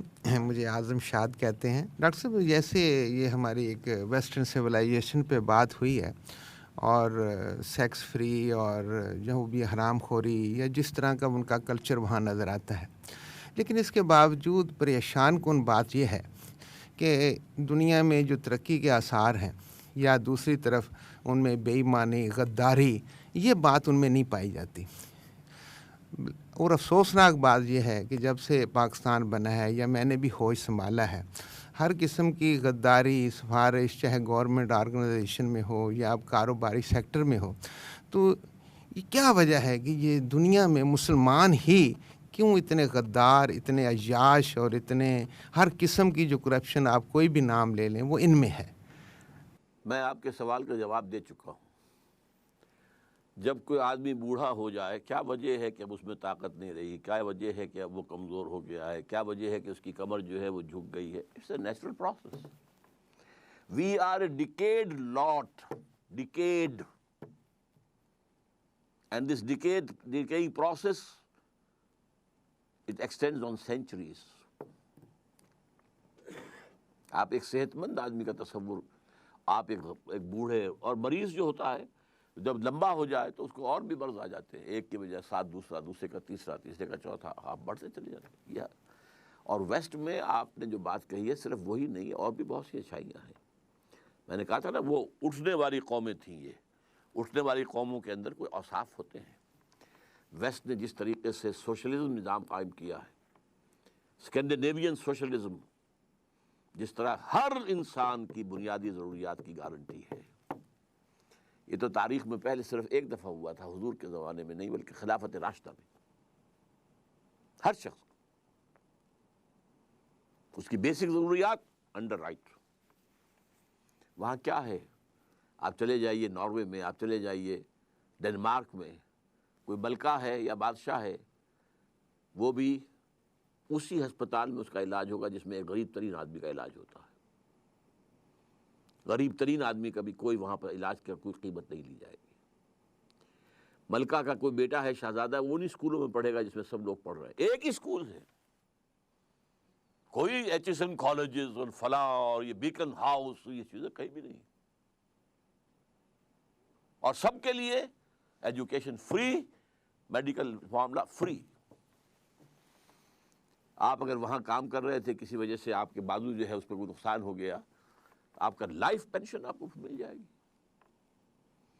ہمارے بہت سے پاکستانی لوگ جو مس یوز کرتے ہیں ان کو، جان بوجھ کر اس طرح کی بیماری کا لبادہ اوڑھ لیتے ہیں کہ مس فٹ ہو جائیں اور پینشن مل جائے، اور یہاں آ کر بیٹھ کر پینشن کھاتے ہیں. ڈپٹی کمشنر کی تنخواہ اتنی نہیں ہوتی جتنی پینشن ان کو یہاں مل جاتی ہے. تو اچھائیاں بہت ہیں ان میں. اب یہی مثلاً کہ وہ اپنے ہاں کتوں اور بلیوں پر بھی کوئی بے رحمی گوارا نہیں کر سکتے، ٹھیک، لیکن انٹرنیشنل لیول پر ان سے زیادہ بدماش، ان سے زیادہ بے رحم، ان سے زیادہ ظالم، ان سے بڑا ٹیررسٹ کوئی نہیں ہے. کیا کیا انہوں نے عراق کے اندر، کیا کیا افغانستان کے اندر. یہ رحیم قوم ہے، یہ مہذب قوم ہے. لیکن ایک لوکل لیول کے اوپر اپنے نیشنلزم، اپنی قوم کو دھوکہ نہیں دینا، باقی سب کو دینا ہے. اپنی قوم سے جھوٹ نہیں بولنا، باقی سب سے بولنا ہے. یہ ان کی تہذیب. لیکن ہم ڈیکیڈ ہیں، ہمیں تو ایک ریکنسٹرکشن کی ضرورت ہے. یا تو اللہ تعالیٰ کسی بالکل نئی قوم کو ایک نیسنٹ پوٹینشیل کے ساتھ حلقہ اسلام میں داخل کر دے، یہ بھی ہو سکتا ہے. ونس اٹ ہیز ہیپنڈ، تاتاریوں کے ہاتھوں کروڑوں مسلمان قتل اور اسلام کے ہاتھوں وہی تاتاری مفتو ہو گئے. ہو سکتا ہے اب بھی اللہ اگر یہ توفیق چینیوں کو دے دے، نیسنٹ پوٹینشیل ان کے اندر ہے. اللہ اگر یہ توفیق جاپانیوں کو دے دے. قرآن مجید میں تو وعید موجود ہے نا، سورہ محمد صلی اللہ علیہ وسلم کے آخر میں، ان تتولوا یستبدل قوما غیرکم. اے عربو، اے محمد کی قوم صلی اللہ علیہ وسلم، اگر تم نے پیٹھ دکھا دی اس مشن کو جو تمہیں دیا گیا ہے، تمہیں ہٹا کر کسی اور قوم کو لے آئیں گے. This is what happened in 13th century. سقوط بغداد جب ہوا ہے تو آخری خلیفہ مستعصم باللہ اس کو محل میں سے گھسیٹ کر نکالا ہے باہر، ایک جانور کی کھال میں لپیٹ کر سڑک پر ڈال دیا ہے، اور تاتاریوں نے گھوڑوں دوڑائے ہیں اور سموں سے کچل دیا. And that was the seal on the fate of the Arabs as a nation. اس کے بعد عرب نہیں اٹھ سکے. پھر ترکوں کا دور رہا 400 برس تک، 500 برس تک. اب بھی یہ ہے کہ بعض عرب ممالک میں پیسہ ہے، لیکن عزت نام کی کوئی شے ہے دنیا میں ان کے لیے؟ Do they command as a respect? جی چلیے. ابھی ڈاکٹر صاحب آپ نے لفظ استعمال کیا ٹیررسٹ یا ٹیررزم، دہشت گردی. اس کو ڈیفائن کوئی نہیں کرتا. ہمارے لیڈران کرام بھی اس کو کہتے ہیں ٹیررسٹ. افغانستان کو ہمارے لوگ جائیں تو ٹیررسٹ، کشمیر میں ہمارے لوگ اپنی آزادی کے لیے لڑیں تو ٹیررسٹ، لبنان فلسطین کے لوگ وہ کریں ٹیررسٹ. یہ کیا ہوتی ہے ٹیررزم اور ٹیررسٹ؟ اصل میں دائیں بائیں اگر جائیں گے تو سوالات بہت سے ہو جائیں گے. اصل میں تو جو گفتگو ہماری تھی کلیش آف سویلائزیشنز کیا ہے اور اس کے پس منظر میں پاکستان کا معاملہ کیا ہے، اس پر رہنا چاہیے. باقی ٹیررزم جو ہے، کون ٹیررسٹ نہیں تھا اس معنی میں؟ کیا امریکیوں نے برطانیہ سے آزادی حاصل نہیں کی تھی؟ کیا جنگ نہیں لڑی تھی؟ کیا سول وار نہیں ہوئی تھی؟ کیا الجیرینز نے فرانسیسیوں سے آزادی حاصل نہیں کی تھی؟ لڑ کر کی تھی. ایک یہ ہے، اور ایک وہ ٹیررزم ہے کہ جا کر کسی سول جگہ پر آدمی جو ہے اپنے آپ کو بم سے اڑا دے. وہاں مرنے والے تو سارے کے سارے جو ہیں وہ کمبیٹنٹس نہیں ہیں، وہ فوجی نہیں ہیں. میں اس کو بھی کنڈون کرتا ہوں، میں اس کو بھی یہ نہیں کہتا کہ وہ کنڈیم کرنا چاہیے، نہیں کنڈون، کہ اور کوئی راستہ نہیں ہے. کیا کریں؟ قوت کا فرق اور تفاوت اتنا ہے کہ آپ اوپن کنفرنٹیشن میں آ نہیں سکتے. کیا کریں فلسطینی؟ کشمیریوں کا معاملہ علیحدہ ہے. کشمیریوں کے بارے میں میری رائے یہ ہے کہ وہاں جو بھی انہوں نے شروع کیا ہے یہ انسرجنسی، وہ صحیح نہیں تھی پالیسی کے اعتبار سے. حق ہے ان کا، اگر وہ علیحدہ ہونا چاہتے ہیں اس کے لیے وہ اسلحہ استعمال کریں تو ان کا حق ہے، لیکن اس کے لیے بہتر تھا کہ وہ کوئی سیاسی تحریک چلاتے. اگر سیاسی پروسیس کے تحت 2 لاکھ کا ایک جلوس نکلتا اور اس کے اوپر گولی چلتی اور 200 آدمی مر جاتے، پوری دنیا میں تہلکہ مچ جاتا. اب کیا ہوتا ہے کہ ہندوستانی فوج کا ایک ٹرک جا رہا ہے، اس میں 10 12 15 جو ہیں وہ فوجی بیٹھے ہیں. آپ نے ایک گرینیڈ پھینک دیا، 4 6 8 10 مر گئے، کچھ زخمی ہو گئے، اور پھر آپ بھاگ گئے. بھاگ کے کہاں گئے؟ زمین کے اندر تو نہیں گئے نا، آسمان پر تو نہیں گئے، کہیں آس پاس ہیں. اب وہ اترتے ہیں، وہ تلاشی لیتے ہیں، گھر گھر تلاشی لیتے ہیں. گھروں میں جا کے انہیں حسین لڑکیاں نظر آتی ہیں، چھوڑ دیں گے وہ؟ لیکن کون لے کے گیا انہیں وہاں؟ آپ لے کر گئے. قربانی دینی تھی تو کھڑے رہتے سامنے. جب آپ بھاگے اب وہ تلاشی، اور جب سب تلاش کر لیا، پورا گاؤں جو ہے وہ دیکھ لیا، کوئی نہیں ملا، وہ پورے گاؤں کو آگ لگا دیتے. لیکن اس پر پوری دنیا میں کبھی بھی کوئی اثر نہیں ہوتا. یو ڈیڈ اٹ، جو تمہارا کرتوت ہے. دیکھیے ایک ہی وقت میں ہندوستان میں اندرا گاندھی نے 2 پروونشل گورنمنٹس ڈسمس کی تھی. ایک آندھرا پردیش کی، وہاں جو کبھی ہوا کرتا تھا ایکٹر راما راؤ، وہ وہاں کا وزیر اعلیٰ تھا، اور ایک جو ہے فاروق عبداللہ تھا وزیر اعلیٰ کشمیر کا۔ آندھرا پردیش سے حیدرآباد از دی کیپٹل آف آندھرا پردیش، 2 لاکھ آدمی چل کر دلی میں پہنچ گئے اور اندرا گاندھی کے محل کا گھیراؤ کر لیا۔ یہاں سے نہیں اٹھیں گے، تم کون ہوتی ہو ہماری حکومت کو برخاست کرنے والی؟ We have elected it, who are you? وہاں سے نہیں اٹھایا اپنا گھیراؤ جب تک کہ لے نہیں لیا پروانہ کہ بحال کی جاتی ہے ان سے۔ اور یہاں کیا ہوا؟ فاروق عبداللہ کا بہنوئی بخشی غلام محمد پہنچ گیا، جی میں حاضر ہوں، اور کسی آدمی نے بھی کہیں کوئی احتجاج نہیں کیا۔ تو پولیٹیکلی ڈیڈ قوم، اس قوم کا ہیرو تو عبداللہ تھا، وہ تو پاکستان کا دشمن تھا۔ تو یہ جو کچھ ہوا ہے it is the fall out of Afghan جہاد۔ افغان جہاد میں ہم نے سمجھا کہ چلو جیسے وہاں کامیابی ہو گئی ہے شاید یہاں بھی ہو جائے، اور یہ ہم بھول گئے کہ افغان جہاد کے پیچھے تو امریکہ بہادر تھا، یہاں کون پیچھے ہے؟ یہاں تو پاکستان بھی قسمیں کھاتا رہا، ہمارا کوئی ہاتھ نہیں، کوئی ہاتھ نہیں، کوئی ہاتھ نہیں، کوئی ہاتھ نہیں۔ کبھی کہنے کی ہمت ہوئی کہ نہیں ہم ہیں؟ تو یہ غلط اسٹریٹجی ہے کہ وہ انگلستان چلے گئے بد دل ہو کے سیاست سے۔ کچھ لوگ پرچار کرتے اس بات کا کہ وہ بد دل اس لیے نہیں ہوئے تھے کہ وہ مملکت بنانا چاہتے تھے، بلکہ وہ انگریز کے پلانٹڈ تھے اور انہوں نے واپس بلا لیا تھا، اور پھر انہوں نے کچھ حالات سازگار دیکھ کے تو انہوں نے کہا چلو تم ایک علیحدہ ملک کے لیے اسلام کے نام پہ شروع کرو۔ تو وہ دلیل یہ دیتے ہیں کہ ایک آدمی جس کو اس ملک کی جس ملک کو آزاد کرانا چاہتا ہے اس کی لینگویج بھی نہیں آتی، اور وہ کیسے اس ملک کا بانی ہو سکتا ہے؟ یہ ایک پرسیپشن ہے۔ میں محمد علی جناح عرف قائد اعظم کے بارے میں یہ بات سوچ بھی نہیں سکتا۔ اس شخص کے کردار پر، اس کی شخصیت پر، اس کے کریکٹر پر کسی نے انگلی آج تک نہیں اٹھائی، سوائے یہ کہ ولی خان مرحوم وہ کہیں سے جا کر لے آتے تھے کہ یہ انگریز نے جو ہے مسلم لیگ کو سپورٹ کیا، اور وہ صحیح تھا۔ انگریز جب تک یہاں رہنا چاہتا تھا ڈیوائیڈ اینڈ رول کی پالیسی اس کی تھی، لیکن یہ کہ سیکنڈ ورلڈ وار کے بعد تو انگریز نے طے کر لیا تھا کہ ہمیں جانا ہی جانا ہے، اب اتنے آؤٹ لائنگ ایریاز کو کنٹرول کرنا ہمارے لیے ممکن نہیں ہے۔ لہٰذا وہ ساری باتیں اپنی جگہ پر، لیکن یہ کہ قائد اعظم کا کردار کسی نے بھی آج تک انگلی نہیں اٹھائی۔ اس پر اختلاف کرنے والے ہیں، بہت سی باتوں میں میں بھی ان سے اختلاف کرتا ہوں، میرے نزدیک ان سے بھی غلطیاں ہوئی ہیں، لیکن یہ کہ ان کا کردار اور ان کی شخصیت کے اندر جو ہے ظاہر و باطن میں فرق نہیں تھا۔ اسی لیے اس نے مذہبی لبادہ نہیں اوڑھا، وہ بھی داڑھی رکھ لیتا کہ یہ تو مسلمان جو ہیں یہ تو مولویوں کے پیچھے چلتے، چلو میں بھی داڑھی رکھ لوں، کیا بگڑتا؟ نہیں، وہ جو کچھ تھا وہی رہا ہے۔ اس نے کوئی بھی اپنے اوپر جو ہے کوئی مصنوعی کردار جو ہے اپنے اوپر طاری نہیں کیا ہے۔ بہرحال وہ جو بھی کچھ تھا اس نے بھرپور کوشش کی تھی۔ دنیا مانتی ہے کہ ہندو اور مسلمانوں کے درمیان کوئی معاہدہ طے پا جائے، لیکن نہیں ہو سکا تو مایوس ہو کے چلے گئے۔ اور مسلمانوں کے اندر ظاہر بات ہے کہ اس وقت تک مسلم لیگ جو ہے کوئی عوامی جماعت تھی ہی نہیں، یہ وڈیروں کی، نوابزادوں کی، نوابوں کی، سروں کی جماعت تھی۔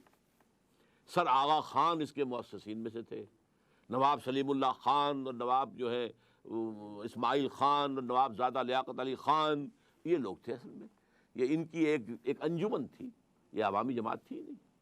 قائد اعظم نے آ کر اسے عوامی جماعت بنایا ہے، وہ سلوگن دیا ہے، قوم کے نفس پر ہاتھ رکھا ہے، اسلام کے نام پر یہ کھڑی ہوگی، لیکن اسلام ہی ڈڈنٹ مین اٹ۔ ممکن ہو سکا تو میں آپ کو ایک ورقہ یہاں تقسیم کروا دوں گا، میرے دوست رحیم الدین صاحب انشاءاللہ دے دیں گے، جس میں علامہ اقبال کا ایک اقتباس اور قائد اعظم کا ایک اقتباس جو ہے ان کے انتقال سے چند دن پہلے کا، وہ ذرا آپ پڑھ لیجئے گا۔ سبحانک اللہم و بحمدک نشہد ان لا الہ الا انت نستغفرک و نتوب الیک۔